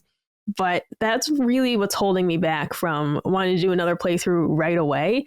I think I will go through and make some other choices in the future, maybe give myself a chance to forget a little bit of the story. It also starts off really strong. If you want to say that the game is structured in like 3 acts, basically, the first 2 are incredible. The third one just starts off a bit slow. I almost put the game down because I was like, this is just suddenly a real slog. But I kind of went online and like, without spoiling it for myself, just saw people saying like, no, definitely keep playing. And then the game did return to what the original sort of level of excitement was. But I highly recommend it to anyone who enjoys like narrative style games. It was a lot of fun, very intriguing and interesting. And so I had a great time with it. I did forget to put on the list the Unicorn Overlord demo. Played that, immediately went and pre-ordered the game because I was a little unsure. And initially in the demo, like the very first like mock battle they have you do, I was like, I don't know if I like this. I've never played anything just like this before. I'm not sure. And then they have you do like a larger, demo battle. And I still wasn't feeling too sure because I wasn't understanding the pause like option of this like real-time strategy. And like when they're walking around the map and you pause like while you make your choices and then you hit play, I like wasn't getting it. I was just like, I don't understand why they won't go. I clicked attack and he's just standing there. Like I couldn't get it.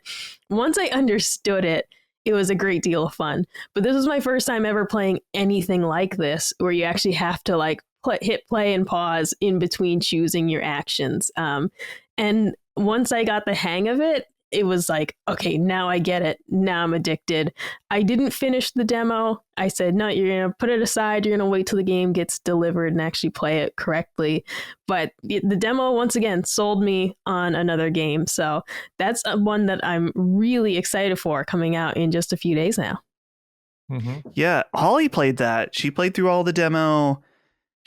Her review to me was, I liked it. I had fun, but I'm not interested in the story at all. And so I think maybe at some point I'll play it, but I don't feel compelled to have you buy it at full price. I said, okay, cool. She kept commenting to me about the boobs in the game. She's like, look at this. Look at this. Look at the physics on this. They are boobing it up in there. Yeah. Just I mean, it's a not Arc System Works, Vanillaware game. So because all I could think of was Is it the sorceress in Dragon's Crown Pro who's just like, she's like hunched over and like barely, like that poor woman. She needs like surgical. Her, like, she definitely needs like a surgical reduction. Like at that. Oh my god, she's suffering.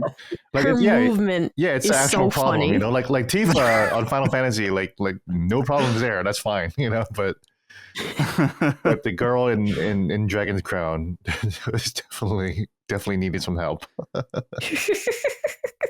Dagan, let's go over to you because Gene and I think are gonna maybe be able to piggyback off one another with the game. So tell us about what you're playing. All right, well, I'll start with what I'm playing on Switch. I'm only playing one game really currently on Switch, and that's Contra Operation Galuga. And I have thoughts about this game. Yeah. I downloaded the demo probably whatever it was, close to 2 weeks ago or so. Didn't really like it. And I had my problems with it, but I was like, let me play the full version and see if I could suss this out. And I did. And you know what? I mean, I have to say, like, I'm a big fan of Contra dating back to the first game in the late 80s for the NES. And then certainly the first 3 or 4 Contra games, I'm a huge fan of the franchise. Very traditional 8 and 16-bit run and gun shooters, you know. And what I found with Operation Galuga, and, you know, shout out to Konami and Way Forward, I think the idea was giving players a lot of bang for their buck for the price. But you know what I found with the game was that it was overjudged. You know what I mean? Like it was just overly kind of modernized. Too many toggles, too many permutations, too customized, too many settings. I wanted a more pure and traditional Contra experience. And I think with the original 8-bit and 16-bit Contra games, they're very challenging. It's like drop you in and get good. That type of like traditional old school retro gaming. And I think this game is just a little too much. The graphics look fine. It's what you would expect from, you know, modernized 2D, very highly rendered, lush graphics. I got that. Animation is a little wonky and makes the frame rate weird, which in a game as intense as Contra, where it's important to have that pixel perfect gameplay, I felt like the animation was missing a little bit. But the bigger problem was that I think it's just an overly nuanced experience. I would have liked something a little more conventionally Contra. So not the huge win that I was expecting from and looking forward to, you know, from late in 2023 when they started announcing this game. I'm a little disappointed with it. And then Final Fantasy VII Remake, I'm in it. I'm in the teens probably now, maybe approaching 20 hours. And we're going to do an episode on Knockback. So I'm not going to say too much, but I will say. Knockback for Final Fantasy VII Remake or? Remake. Okay.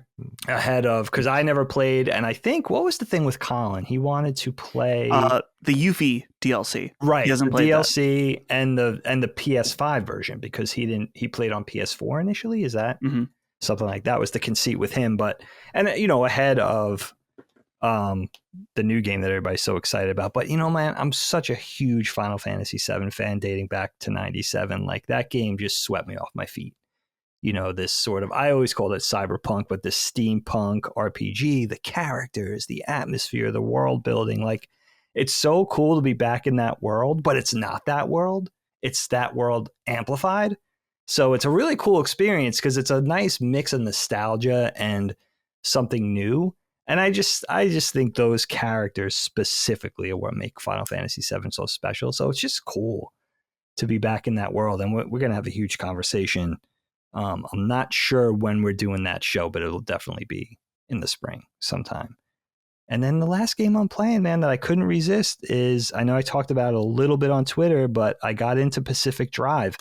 And I have to say, everybody's yelling at me on Twitter, like, Colin's been talking about this game for weeks. I honestly haven't listened to Sacred Symbols in probably 3 or 4 weeks. So I completely missed it. And this game, I had not heard anything about. It literally dropped in, like a review or a Let's Play dropped into my YouTube feed. And I was like, what the hell is this? And it looked interesting. And I said, when I heard the whole idea was that it's this car maintenance, car crafting, survival horror joint, I was like, wait, what? Why did nobody tell me about this? Just hearing that idea, like that overarching premise. And I have to say, I liked it. I'm playing it on Steam.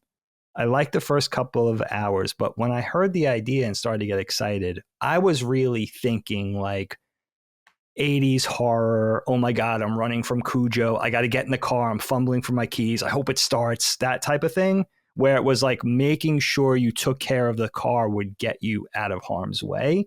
And it's a little bit of that, and I'm not that far in. So I don't know if it gets there. It's stranger than that. This feels less Resident Evil and less Silent Hill and a little more Alan Wake, which I love. But it wasn't exactly what I was expecting, so I'm still adjusting to it a little bit. You know, I thought it was like run from the chainsaw wielding serial killer, and, you know, if you don't change the oil, you're fucked. You know, like that type of thing. I just love that idea of like taking care of a car to get you out of danger. And it is that, again, it is a little bit of that. I'm only like 3 hours in, so I'm relatively sure it's a pretty long experience, like hours and hours. So I don't know how much I could judge it yet, but I'm slightly let down by it, just because I think expectations going in, I thought it was one thing and it's a little bit of something else. I would have liked to see more traditional, you know, hair standing up, goosebump horror type thing, where you're just not going to be able to escape by foot, whether that meant whatever's pursuing you is super fast or all around, or something that you can't really pinpoint as far as, you know, whatever kind of supernatural thing is going on. It's something different, but the trade-off there is that I think what I'm getting out of the idea is pretty inventive. It's definitely different. And, you know, shout out to Ironwood. I think I understand it's doing pretty good. I think it's getting pretty good reviews. It's reviewing pretty well. And I'm going to see it through to the end, but it's not exactly what I expected going in. Yeah, Brad was telling me about it on Summon Sign, and he's having a good time too. Definitely a unique game. We need more unique. It's definitely different. Yeah. So very cool. Last but not least, Gene. I think we're probably playing the same thing right now, but I'll let you take it away first. Yeah, I mean, what to say about Final Fantasy VII Rebirth? I've been playing it for it's the reason why I missed punching up last month because I was up so late playing it, and I just completely blanked on responsibilities. I'm like not even joking. I'm just like, oh, I don't have anything to do today besides play Final Fantasy VII again. You know, I missed a dentist appointment. You know. And I'm still playing. I'm still finishing it off. It's a long game. I'm still like about 70 hours into it because I beat the game 36 hours in. Wow! I finished it really fast. I beat it faster than I beat Final Fantasy VII Remake.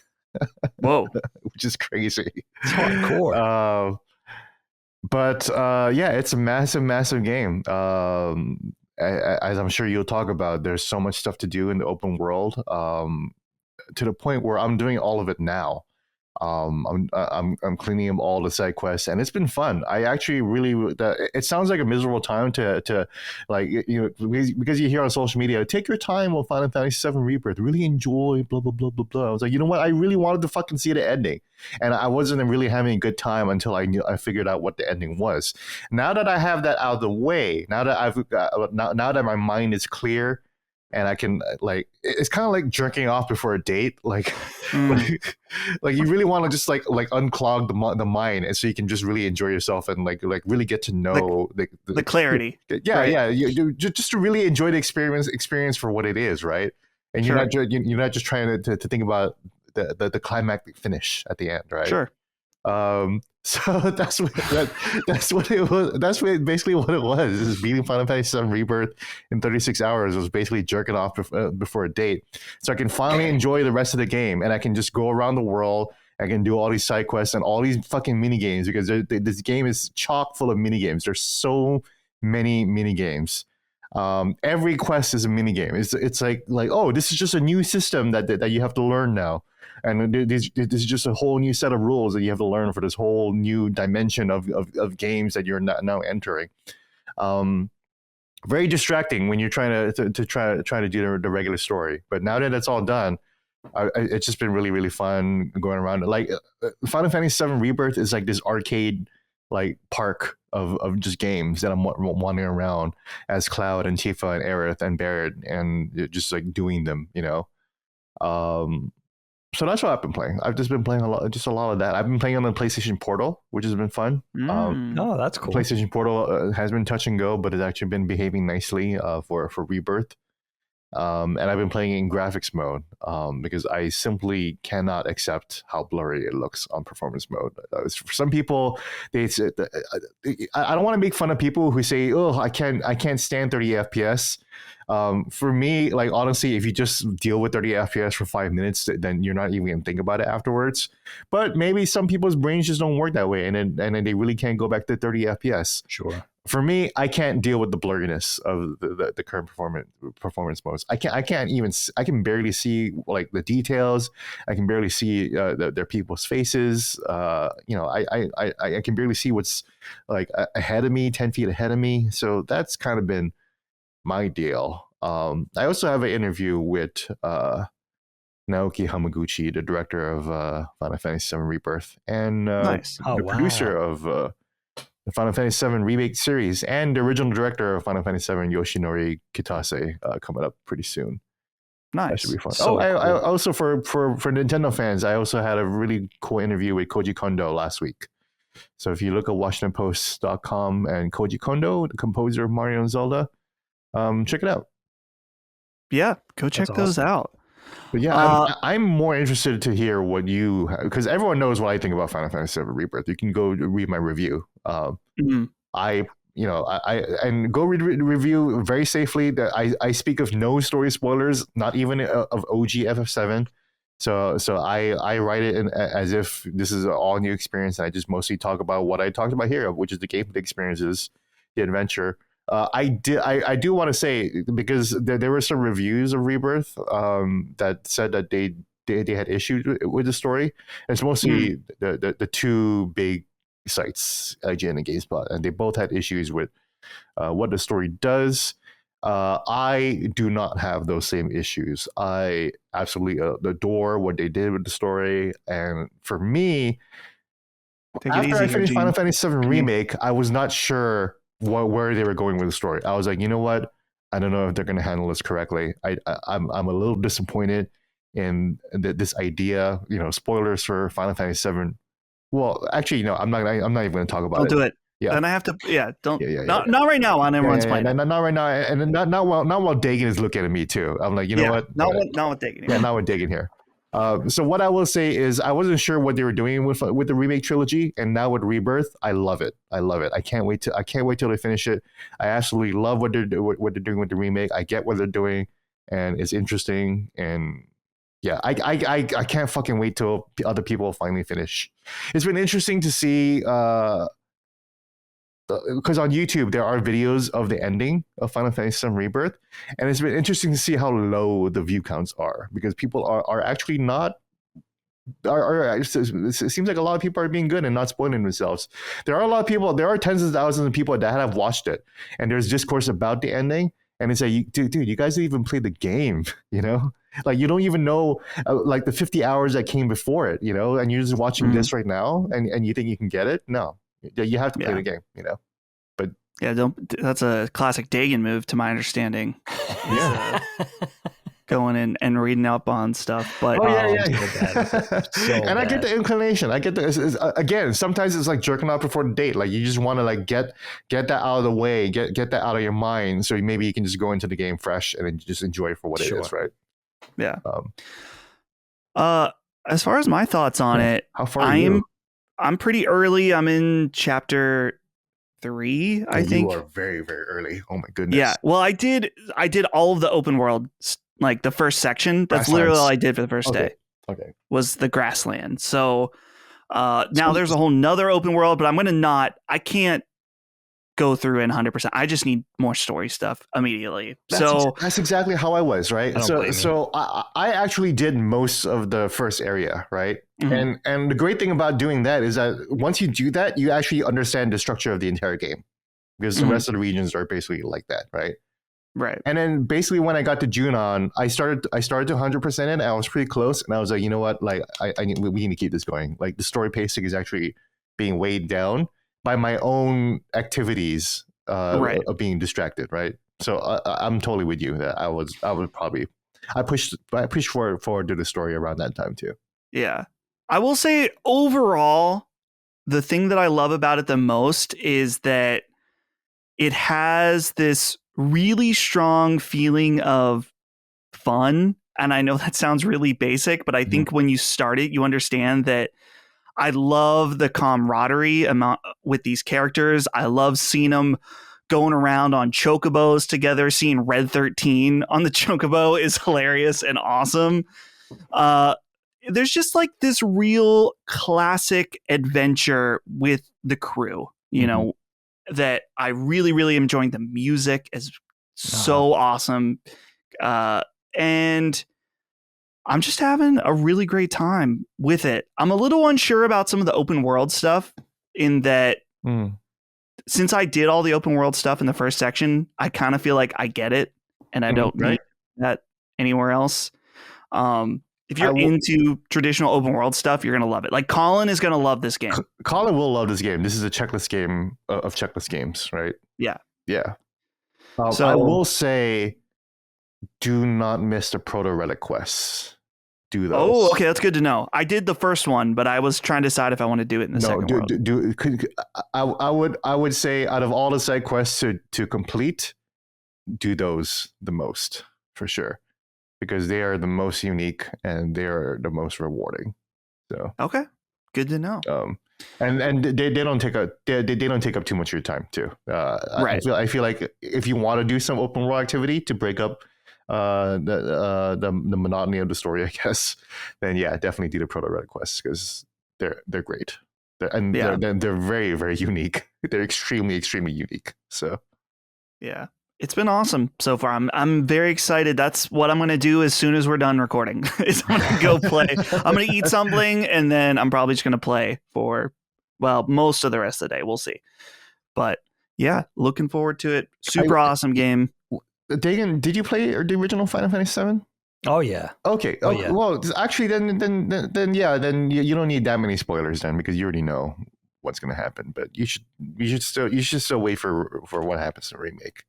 I'd be really, really interested to see the novel for that. I'm just psyched that it's different. I love that it's the same, but it's a departure. Like I love the fact that it's taken to the next level, and it seems like they're doing that again from remake to rebirth, which is cool. Here's the thing: as an animator, Dave, I think you'd appreciate it because this is something that I really appreciate about rebirth. Right? It's that like. We look at like, for example, Sephiroth and his transformation into a villain from like a decent guy, right? The polygons, blah blah blah. We all make fun of the polygons and how cute they were and how unexpressive they were, but they were very unexpressive, So when the game tells us that Sephiroth is becoming a villain, we just see we use our imaginations and we have to fill in the gaps of Sephiroth, like changing as a person, right?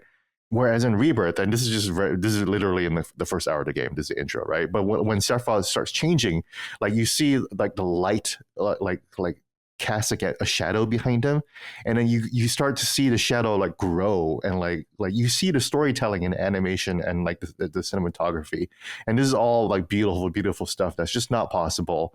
That just wasn't possible in the original game. So then you really start to see and appreciate like what they're doing with the series.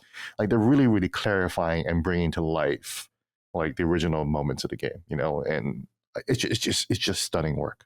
I love that. I can't believe it. Like Final Fantasy VII Rebirth would it be my 2023 game of the year? I like it better than Baldur's Gate and 3 and Alan Wake 2, Wow. Yeah, that's high praise. I think this is Final Fantasy's God of War 2018 or Resident Evil 4 moment, or Breath of the Wild moment. This is the moment, I hope this game sells 20 million copies. It should. It should, right? It should, but Final Fantasy games struggle. They don't sell that much, actually.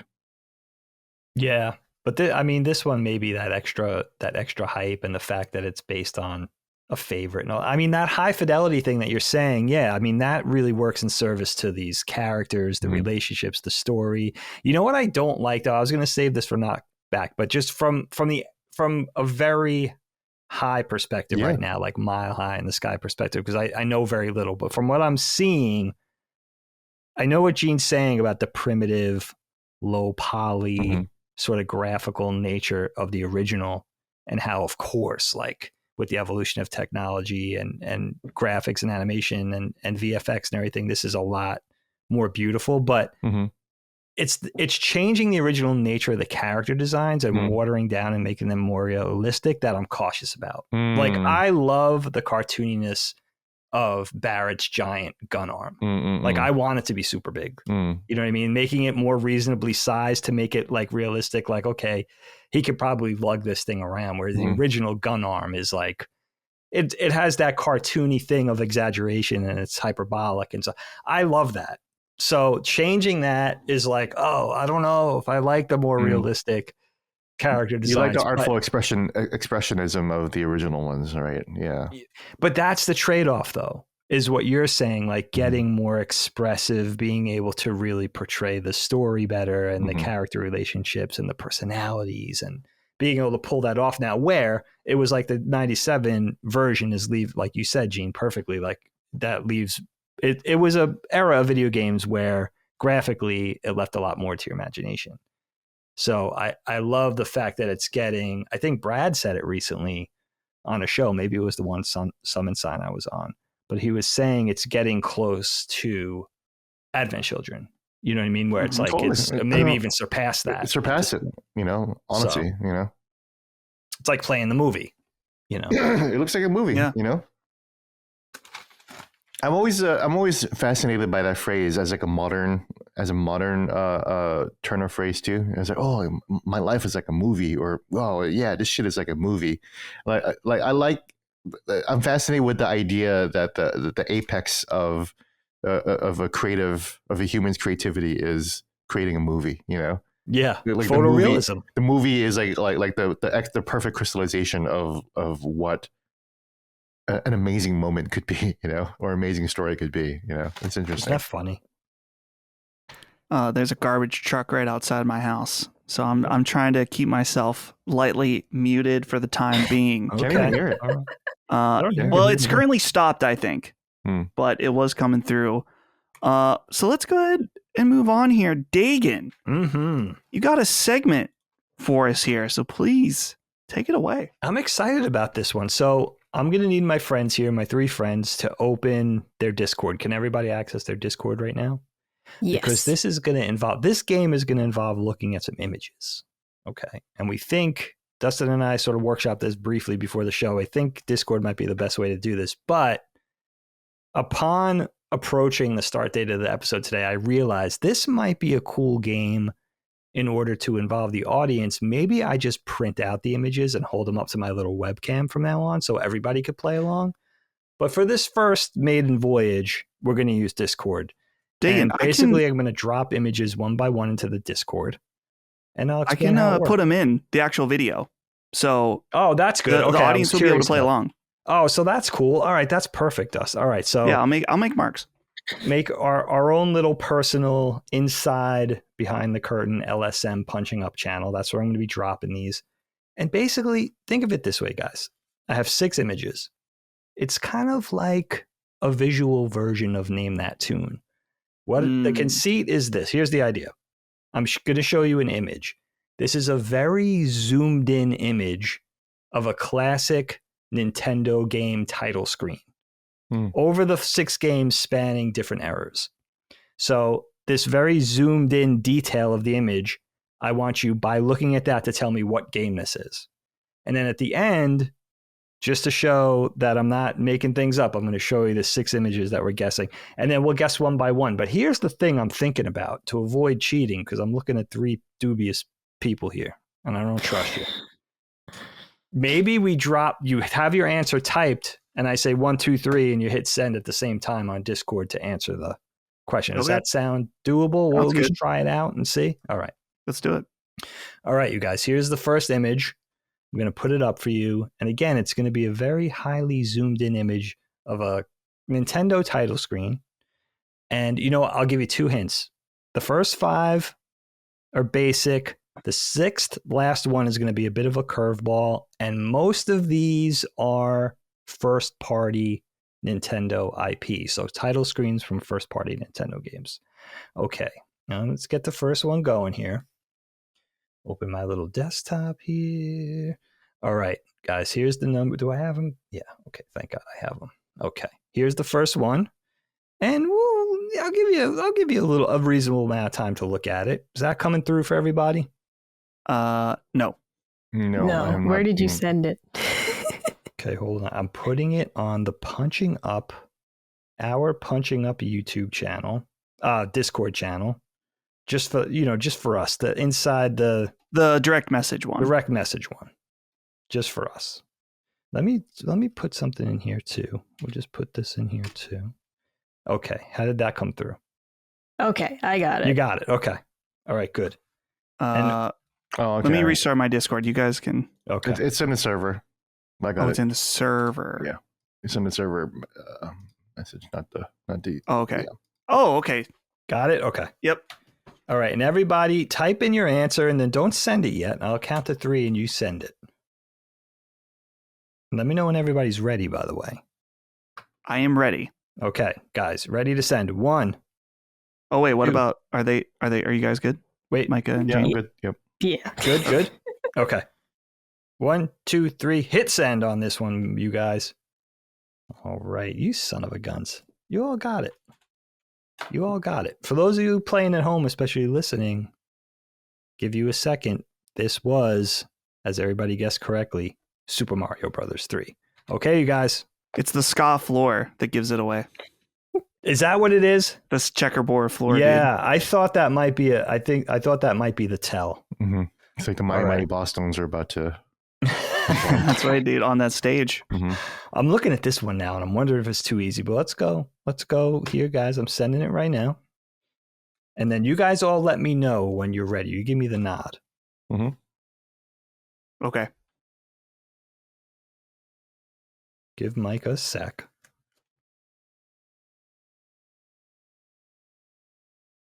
Okay. All right, you guys ready? Yep. 1, 2, 3, boop. Okay, all right. We got 2 correct answers. Micah did not know this one. No guess, just a sad face. It's way too sad. It's way too sad. There's no reason to be that sad, Micah. All right. And that one, I could tell you now, is, as Dustin and Gene correctly guessed, Zelda 2 for the NES, The Adventure of Link. All right, guys. I'm putting this one in the chamber here. This is number 3. After this one, we'll be halfway through.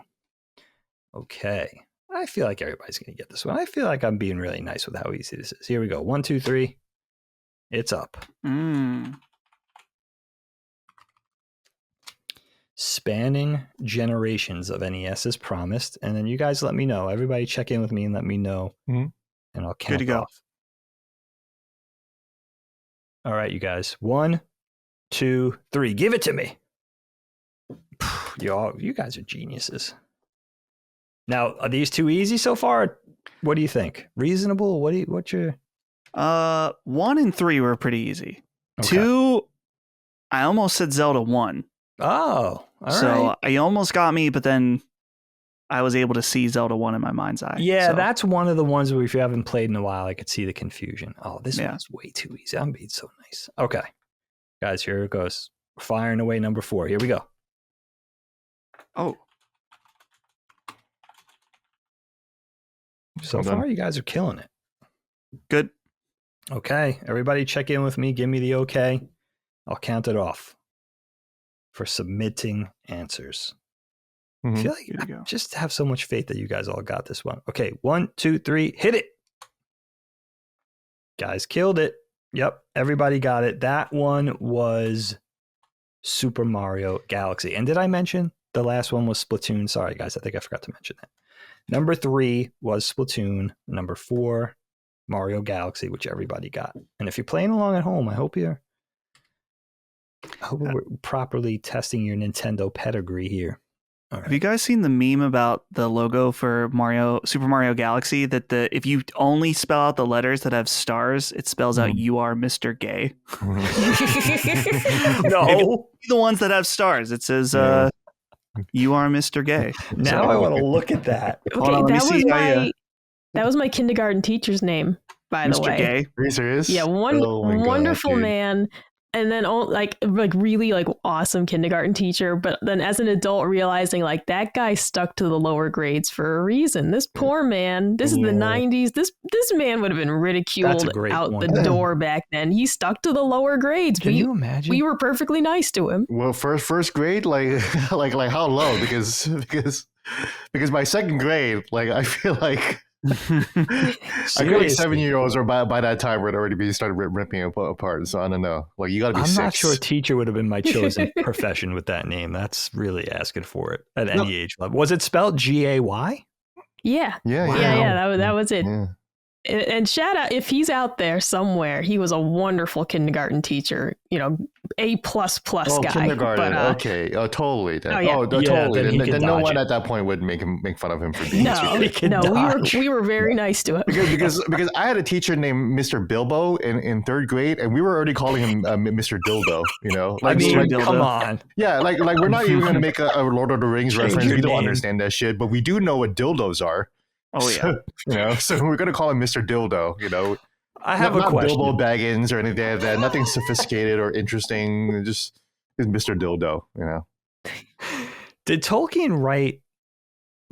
Did he write The Hobbit in the 40s? Was that the 40s? Was it the 50s? I don't know. Don't quote me, but I want to know. I was always curious if dildos existed when he wrote it, because why would he call that character Bilbo? I like to think Bilbo pre-existed before dildos, but I don't know that that's the case. I'm going to Google when were dildos existed. Yeah, the earliest known rubber dildo, 1850. Dildos are from 1850? No, right here. The original rubber ones. But they found. Okay, wait. There was no rubber in 28,000 years ago. Was there? 28,000 years ago. Yeah, rubber's a plant, right? Like rubber comes from nature. I think we've been crafting with it for a while. Around 1480, the word dildo was first used. Okay. Oh my God. So Tolkien did it on purpose. He knew what he was doing. Son of a bitch. I wonder when the word dildo came into prevalence. Oh, here we go. A 7.8-inch wide stone object was found in the Holsfels Cave near Ulm in the Swabian Jura. The prehistoric tool is made from 14 fragments of siltstone and dates back 28,000 years. Due to its size, experts believe it may be the earliest example of a sex aid ever found. That's amazing when you just find like an oblong like fucking rock and you're like, oh, this looks like a fucking dildo. Does it pass the Smith test? I bet chicks were jerking off over this like way back then in 28,000 AD or BC or whatever. No. Jesus. Guys, I'm so proud of us right now. What other Nintendo podcast would even have this conversation? This is why you got to up your Patreon. For 28,000-year-old dildos, yeah. Dildo, yeah. Oh my God. All right, thank you for indulging me. All right, guys, number 5 is coming through. I don't know if this one's hard or easy, but I have a feeling with the group I'm dealing with, you guys are going to get this one. All right, that's there for them. They're going to guess, and they're going to let me know. This is the last actual one. The last one is a bonus and purposely a little bit tricky. Although I think you guys might get it. But anyway, okay, for this one, 5th one, everybody's submitting their guesses now. All right. Got it. Everybody's good? Okay, 1, 2, 3, submit. Everybody got it. Wow. It was Harvest Moon / Harvest Moon 64. Good job, you guys. Guys are really killing it. Okay, this last one, as I mentioned, purposeful, slight curveball, little trickery. And then after this, when all's said and done, I'll send the full-on images, which will prove out that I'm not making this whole thing up. Okay, you guys, last one again. Little bit of a curveball. Here we go. Sent it through. Everybody's taking a look. They're going to guess. Oh, I feel like this one is hard. Now that I'm looking. Wow. Yeah, this one's tough. This one's real tough, Dig. Yeah. This is a tough one. Okay, and I got how can I give you a subtle but helpful hint? Let's see. No. I will say it's a It's fine. 16-bit Okay, game. 16. Definitely looks 16-bit. Yeah, that's true. You can kind of see that by the nature of the image that it's a 16-bit game. Honestly, I'm stumped. Yeah. I'm totally stumped. One more hint. Just give me the answer. Yeah. I'm going to give you one more hint. See if you guys get it. It's a mascot character, big mascot character for a hardware company. Oh, I think I know what it is. Yes, I know what it is. Oh, I think. And just remember, curveball. Yeah, pop it in. Curveball, maybe not.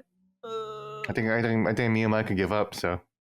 Yeah, no. All I can think of is Weenie Hut Juniors from SpongeBob. Dustin, just say yours out loud. Is it Sonic? Yeah, I'm going to give Dustin credit for that. It's Sonic 2. Okay, and that's like the top in the title screen. I can see it. Yeah. Yeah, I thought it was Sonic, but I thought this was a Nintendo for Nintendo games. Well, that hence, and maybe Gene, you might have a point. Maybe an unfair curveball, but a curveball all the same. I'm sending these through to you guys. Okay, so yeah, it's the side that has tails on it, and you can see a little bit of tail. I put them all in the chat, the actual images, so you know I'm not making things up. And listen, you guys killed it. Dustin is the winner with 6 out of 6, but Gene came in right behind with 5, and Micah with 4. All very respectable. And again, I think next time maybe I'll try an iteration of the game where they could play along, and I'll just hold it up. I'll hold up that zoomed in, slightly pixelated, enlarged shot, and then we could put the answers in the final chat or whatever, or put it in the Discord for people or whatever. But I like this game. I'm gonna kind of continue to workshop this and come up with different iterations and variations of the show. But I'm glad. Thank you for playing along. Yeah, dude, that was fun. I like visual games like that. Sucks for audio listeners, but just come and watch this segment on YouTube, and then you can listen to the rest. It's no big deal. Yeah, there you go. Yeah. So we've got 2 final ending questions. Not too difficult. Nothing crazy to end off this show. Let's start first with DM Dio, who says, quick question for y'all. When was the last time you consumed media or played games on an old school CRT television or monitor? Gotta be honest, I picked this question for me because I love CRTs. I love old school monitors. I used to have more of them, and Holly kind of rightfully pushed me to get rid of them because I was like, you don't use these other ones. Why are you keeping them? And so I just have this one now, but I'm guessing you guys don't have any CRTs currently, but I'm curious about when you guys finally switched over and if you miss them at all, or if this is just a me thing at all. So I don't know, Gene, what do you think? Do you miss the old big TVs? Yeah, I haven't played on the CRT since I guess the 360 era, probably, right? Or even towards the end of the PS2 era. I remember I was trying to get HDMI cables and everything. So.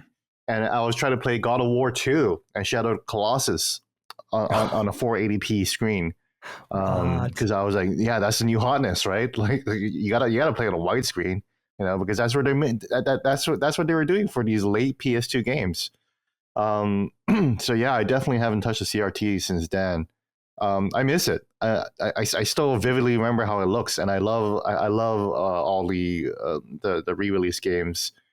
The retro games coming out with CRT filters, because a lot of them the do kind of hit, but nothing hits quite as good as an actually nice curved screen, So I've been thinking about trying to get a CRT myself, just hook up the old PS2 and get those old AV cables and pop them in too, Yeah, we definitely lost a lot in the switchover, especially early on with flat screens that looked like ass, just completely. But Micah, do you have any nostalgic feelings for CRTs? Like I always think of the sound, like the high pitched squeal that eventually as you get old, you can't hear anymore. Yeah. I think I can still hear it. It's been a while. I haven't turned that one on in a bit, but I always remember that sound that it's like, if it's just on, you can hear it like through the whole house, that little sound. But what do you think? Yeah, I probably haven't played a game on a CRT. It's been at least 10 years, because the last time I would have was a friend and I had set up to play Red Dead Revolver on their Xbox. Oh, wow. Nice. And so like their mom still had a CRT, and so we played on that, but that would have been like 2012 or 13, I'm guessing. Like, it has been a very long time since I actually played on one. The nostalgia for sure, though. My sister and I, one of our all-time favorite things was one of those SpongeBob like joysticks that you plug into the TV, and it had like a bunch of mini games on it. We played that for hours. I mean, like, hours and hours of our life was dedicated to that, SpongeBob plug and play game. So definitely the nostalgia for it is huge. And of course, playing N64 at friends' houses and everything. What I miss the most, though, about CRTs is the smell. Okay, when you take like a napkin to dust it, and you can smell the staticky dust on the screen like that. I miss that a lot. Like, that specific smell is just like something that you can't replicate it. First of all, my new TV doesn't smell like that at all. You're also not supposed to dust it with napkins and paper towels and such. So I don't do that. I don't touch the television. Is something I do not clean. Like, I don't touch it. I'm afraid I'm going to scratch it. So Colin has these special cloths for cleaning the TV. It's also up very high, and I'm too short.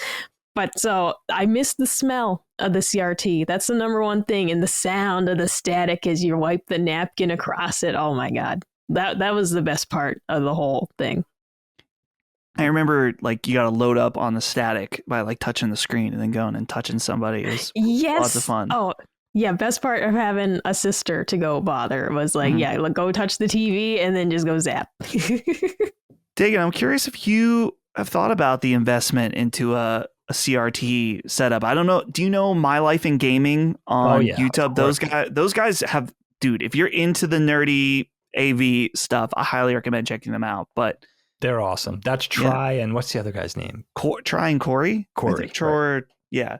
I think that's great. Great channel. Awesome. And super like knowledgeable enthusiasts with all that kind of stuff. I mean, you know what, like what's cool is you guys are talking, I'm reminded, like, the actual real life materials, like a glass screen, possible real or synthetic wood, metals, like they had, not only were they heavy and unwieldy, but they were just like, they were so substantial. It's not as cool, but I have a little trade-off going with my retro consoles, my vintage gaming. It's not a proper CRT vintage experience, but I have a 2008/2009 Samsung flat screen. It's an earlier flat screen, like just beyond the picture tube phase. So it's HD, but it's still coaxial and AV friendly.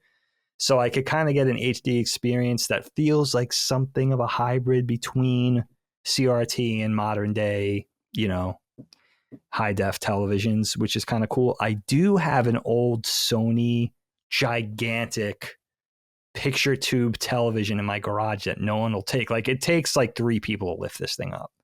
It's just, it's a flat screen. I don't know if you could picture it. It's a very specific short-lived era in televisions. It's a flat screen. It's HD, but it still has that sort of picture tube. It's giant. It's heavy. It's cumbersome. Right. I think it probably, no exaggeration, it weighs at least 130 pounds. And that was my last sort of, again, not a CRT, but just past that phase, just past that period. So, but no one will, I wish I could put it up here somewhere, but it's just not practical. Like the Samsung I'm using from 2008-ish is small, and I could lift it. You know what I mean? It's primitive compared to modern day televisions, but it's still an early flat screen. So I feel like that's kind of towing the line a little bit. Like, at least I got a little bit, at least I could hook the stuff up. I got my Turbo Graphics over there. I got the Japanese vintage consoles, the Famicom, the Super Fammy, the Genesis, and all the Nintendo stuff. So it's pretty, and I have a Master System on it too. Nice. I can't hook them all up at once. That's the only problem. Yeah, you go like 2 or 3 at a time. Yeah, there's ways you can unhook them all up, but it's insane. Yeah, but, I don't want to burn the house down. Yeah, that's ideally not a good, Okay, last question before we get out of here. This comes from Necrom Oddboy, who says, "Hey, Blaster Masters. So did you see that Square is probing interest in a return of Chrono Trigger?" I saw some mixed things about that, but either way, the question I think is still interesting.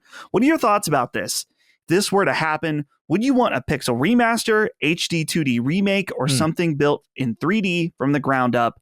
Thanks for all the great content. Micah, I think you and we're the only ones who haven't played Chrono Trigger, which I know that's so... What the fuck? Really? It's offensive.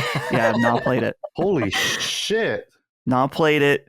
So you offended our Gene. Well, first of all, to clarify, Square is not probing interest in Chrono Trigger. That was just from one podcast where the guy... I thought that might be the case. I'm glad you had clarification. Podcaster, and I'm forgetting the podcaster's name. My apologies to what I listen to a lot, but yeah, so they just asked like, "Oh, what would you think about Chrono Trigger?" And that's where it ended. So there's no official survey or anything about any kind of Chrono Trigger or anything like that. It was just a conversation that happened on the podcast, just like here. So. Yeah. So, but yeah, I can't believe you've never played Chrono Trigger. That's crazy. Wow. Never played Chrono Trigger. I own it. Surprisingly, I got it in a lot with a bunch of other Super Nintendo games. Knowledge, but no Chrono Trigger. The one. Chrono Trigger. It's the game. It's the game, man. I know. It is the Square Enix game. Maybe I've long argued in my head which is better, Final Fantasy VI or Chrono Trigger. I've long since decided it's Chrono Trigger now. It's not maybe after Rebirth, because my plan is to play Like a Dragon next. So maybe instead of starting Like a Dragon, maybe I fit Chrono Trigger in. I think Chrono Trigger would be a perfect game to play right after Rebirth, because honestly, both games remind me of each other so much. I literally said that in my review that this game reminds me of Chrono Trigger, and I think what Final Fantasy VII Rebirth is to the 2000s, what Chrono Trigger was to the 90s.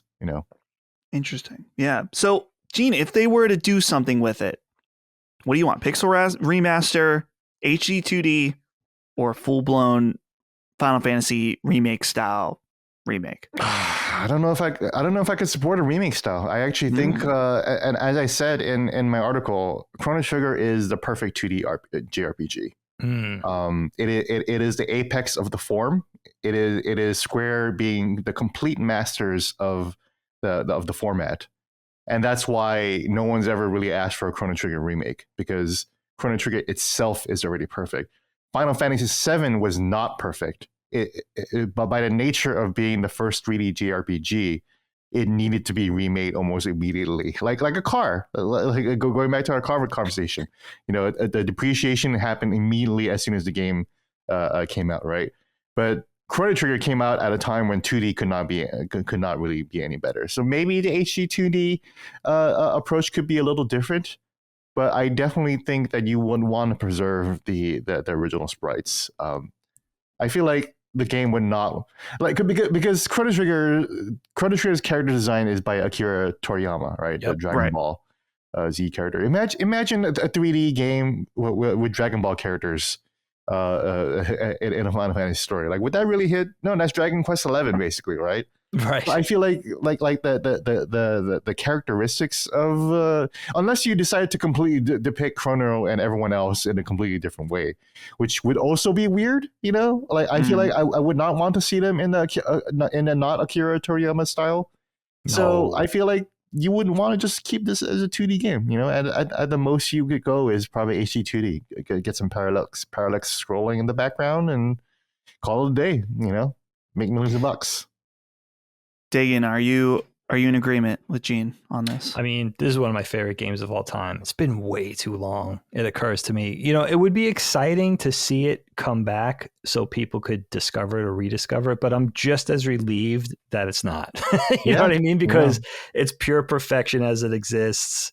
You got to preserve that Toriyama-ness, as Gene said. And I don't want the anxiety. I don't want the anxiety of whether it's good or not to hang over my head. Like with Final Fantasy VII Rebirth, Rebirth finally answered to me, after 4 long years or 5 or 10 year long years.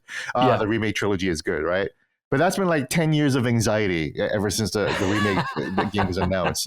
Yeah, it worked if out. they're just like not fucking touching Chrono Trigger, then I don't have to worry about that shit at all. I totally feel you, Dagan. Yeah, you're treading into dangerous territory going there again, because it really is RPG perfection. It's Toriyama, it's future primitive, it's time travel. Like the game, the characters, not just the designs, but the story and the characters as they exist as a team. And dude, it's pure perfection as far as video games go. And I think that would be a weird one to revisit, because what is there to improve?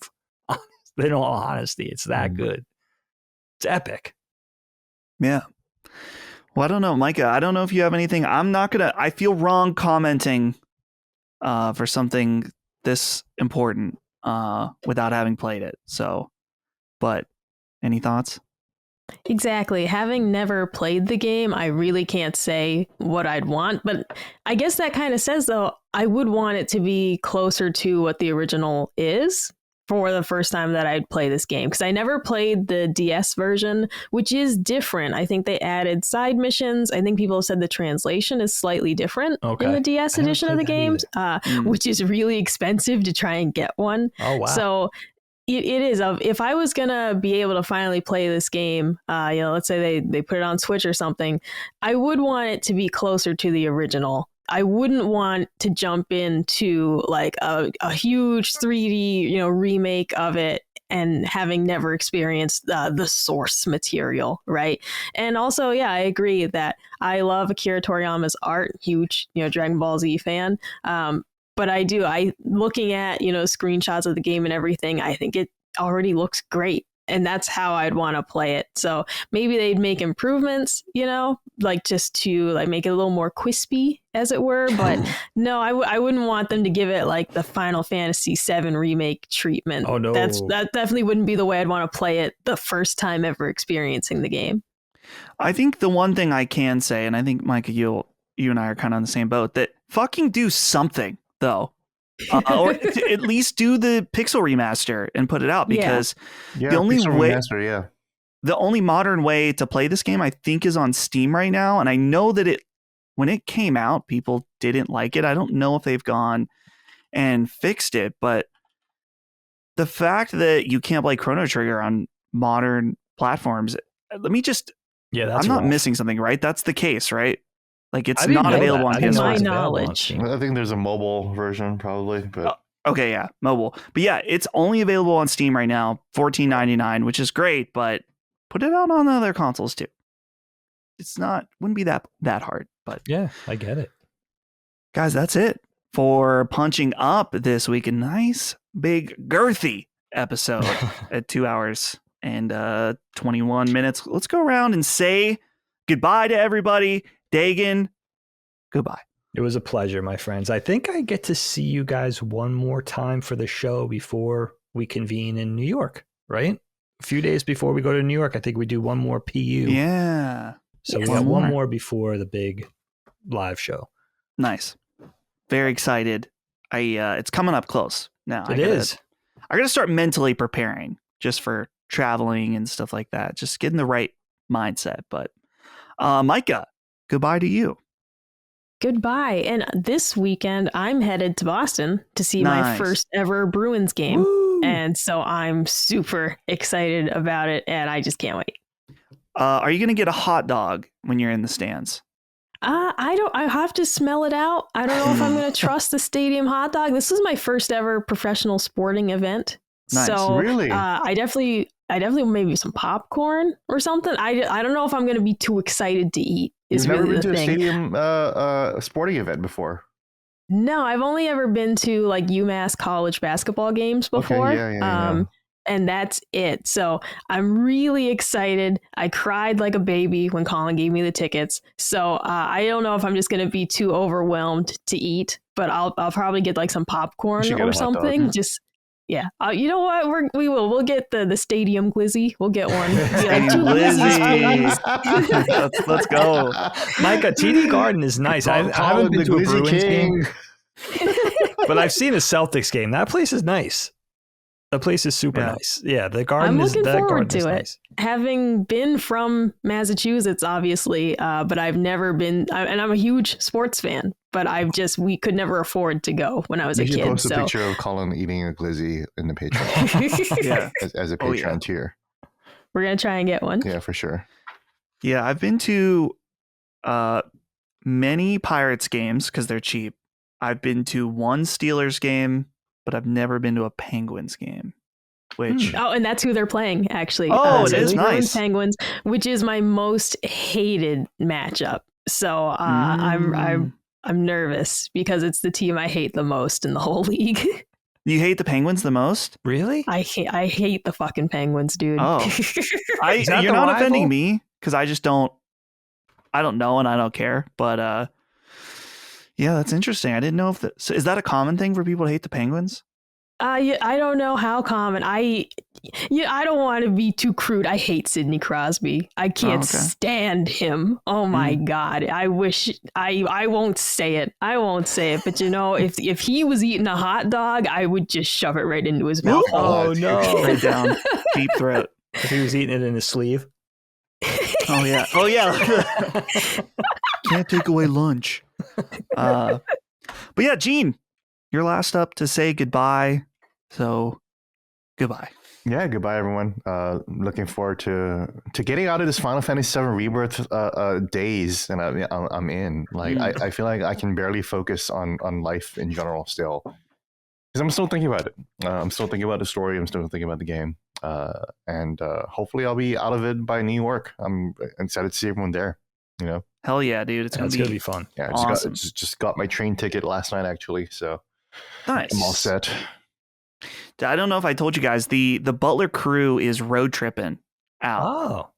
Because, well, partially because we thought it was fun, and the price of one van rental is the same price as one ticket.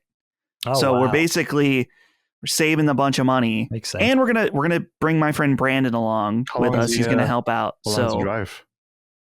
I want to say like 5 hours. Is it that quick for you guys? Maybe it's a little longer than that. Let's see. Butler, PA to NYC. Okay, it's more like 6. Yeah, that's what I thought. But yeah, it's long. But I don't know. I love road trips. I think they're fun, especially with your friends. Well, yeah, with your group, it should be no problem. Time should go by pretty fast. Yeah, it'll be cool. Is Brad going to be there too? Brad's coming too. Brad's coming. Yep. We have everyone in the crew except Maddie and Maddie. Just Maddie, yeah. Just Maddie. Yeah. Interesting. I will never meet Maddie. You'll never meet him. Never. He's elusive. You're not even sure he exists. I'm not even sure he exists. He's AI. Because what kind of like he's like what, like 20 years old? What kind of 20-year-old looks like that? That's crazy. Yeah. I've only met Maddie once at the first event we did. Yeah. So, it's pretty elusive to me as well. Too, yeah. I actually saw Maddie in person once too. It was at the Fallout 76 launch event, and we both were in West Virginia. And I was wow. I remember that. I wasn't there, but I remember that happening. Yeah. And this was like right when I was like starting as a game journalist. And I've told this story before, and I've told this to Maddie before, but I would just say, holy shit, that's Mr. Maddie Plays. I was like, Maddie was like the first YouTuber I've ever seen. Like gaming YouTuber I ever saw like in person in real life. So that's why I was like, it struck me. I was like, oh my God, that's an online celebrity in video games, And then the first games journalist I met was Mike Minotti of Jeff Grubb's Game Miss Mornings. Good times. Yeah. Now, Micah, how are you guys getting to Beantown? Are you driving or are you flying? No, we're going to fly. Okay. It's like an hour and a half flight versus a 9-hour drive. I'm taking a train. That's a big drive. Yeah, 9 hours would be too far. That's a big drive. That's a huge drive. I'm taking a train 3 hours. So yeah, that's not bad. Yeah, that's not bad. I love taking the train. The old Amtrak? Amtrak? Amtrak or Acela, Gene? Amtrak. Okay. All the Acela ones were already sold out anyways. So really, they're sold out that far ahead of time. Yeah, that's good for me to just know. A couple weeks, they're already sold out. Yeah, I would have gone Acela. Just charge Colin a little bit more, but there you go. Why not? Yeah, well, actually, my tickets are super cheap. It's like $50 on the way back. That's super cheap for you guys. Nice. Oh, that's yeah, not bad at all. All right, guys, let's get out of here. Thanks, everybody, for listening. We appreciate you guys. We'll see you next time for another episode. Of course, leave a comment. Let us know how wrong we were about emulation or whatever. Anything to boost that algorithm up. We appreciate you guys, and we'll see you next time. Thank you all. Punching Up, a Nintendo podcast, is a product of Last Stand Media and Collins Last Stand, LLC, and is proudly recorded in the USA. The show is written and produced by me, Dustin Furman. My co-hosts are Gene Park, Dagan Moriarty, and Micah Watson. The show is edited by associate producer Ben Smith. All of Last Stand's theme music is by Ramon Narvaez. Punching Up, along with the rest of Last Stand Media shows, are fan-funded on Patreon at patreon.com/laststandmedia. The following names are at the producer level on Patreon, our highest tier, and we're grateful for your kind contributions and generosity to our independent endeavor. Thank you.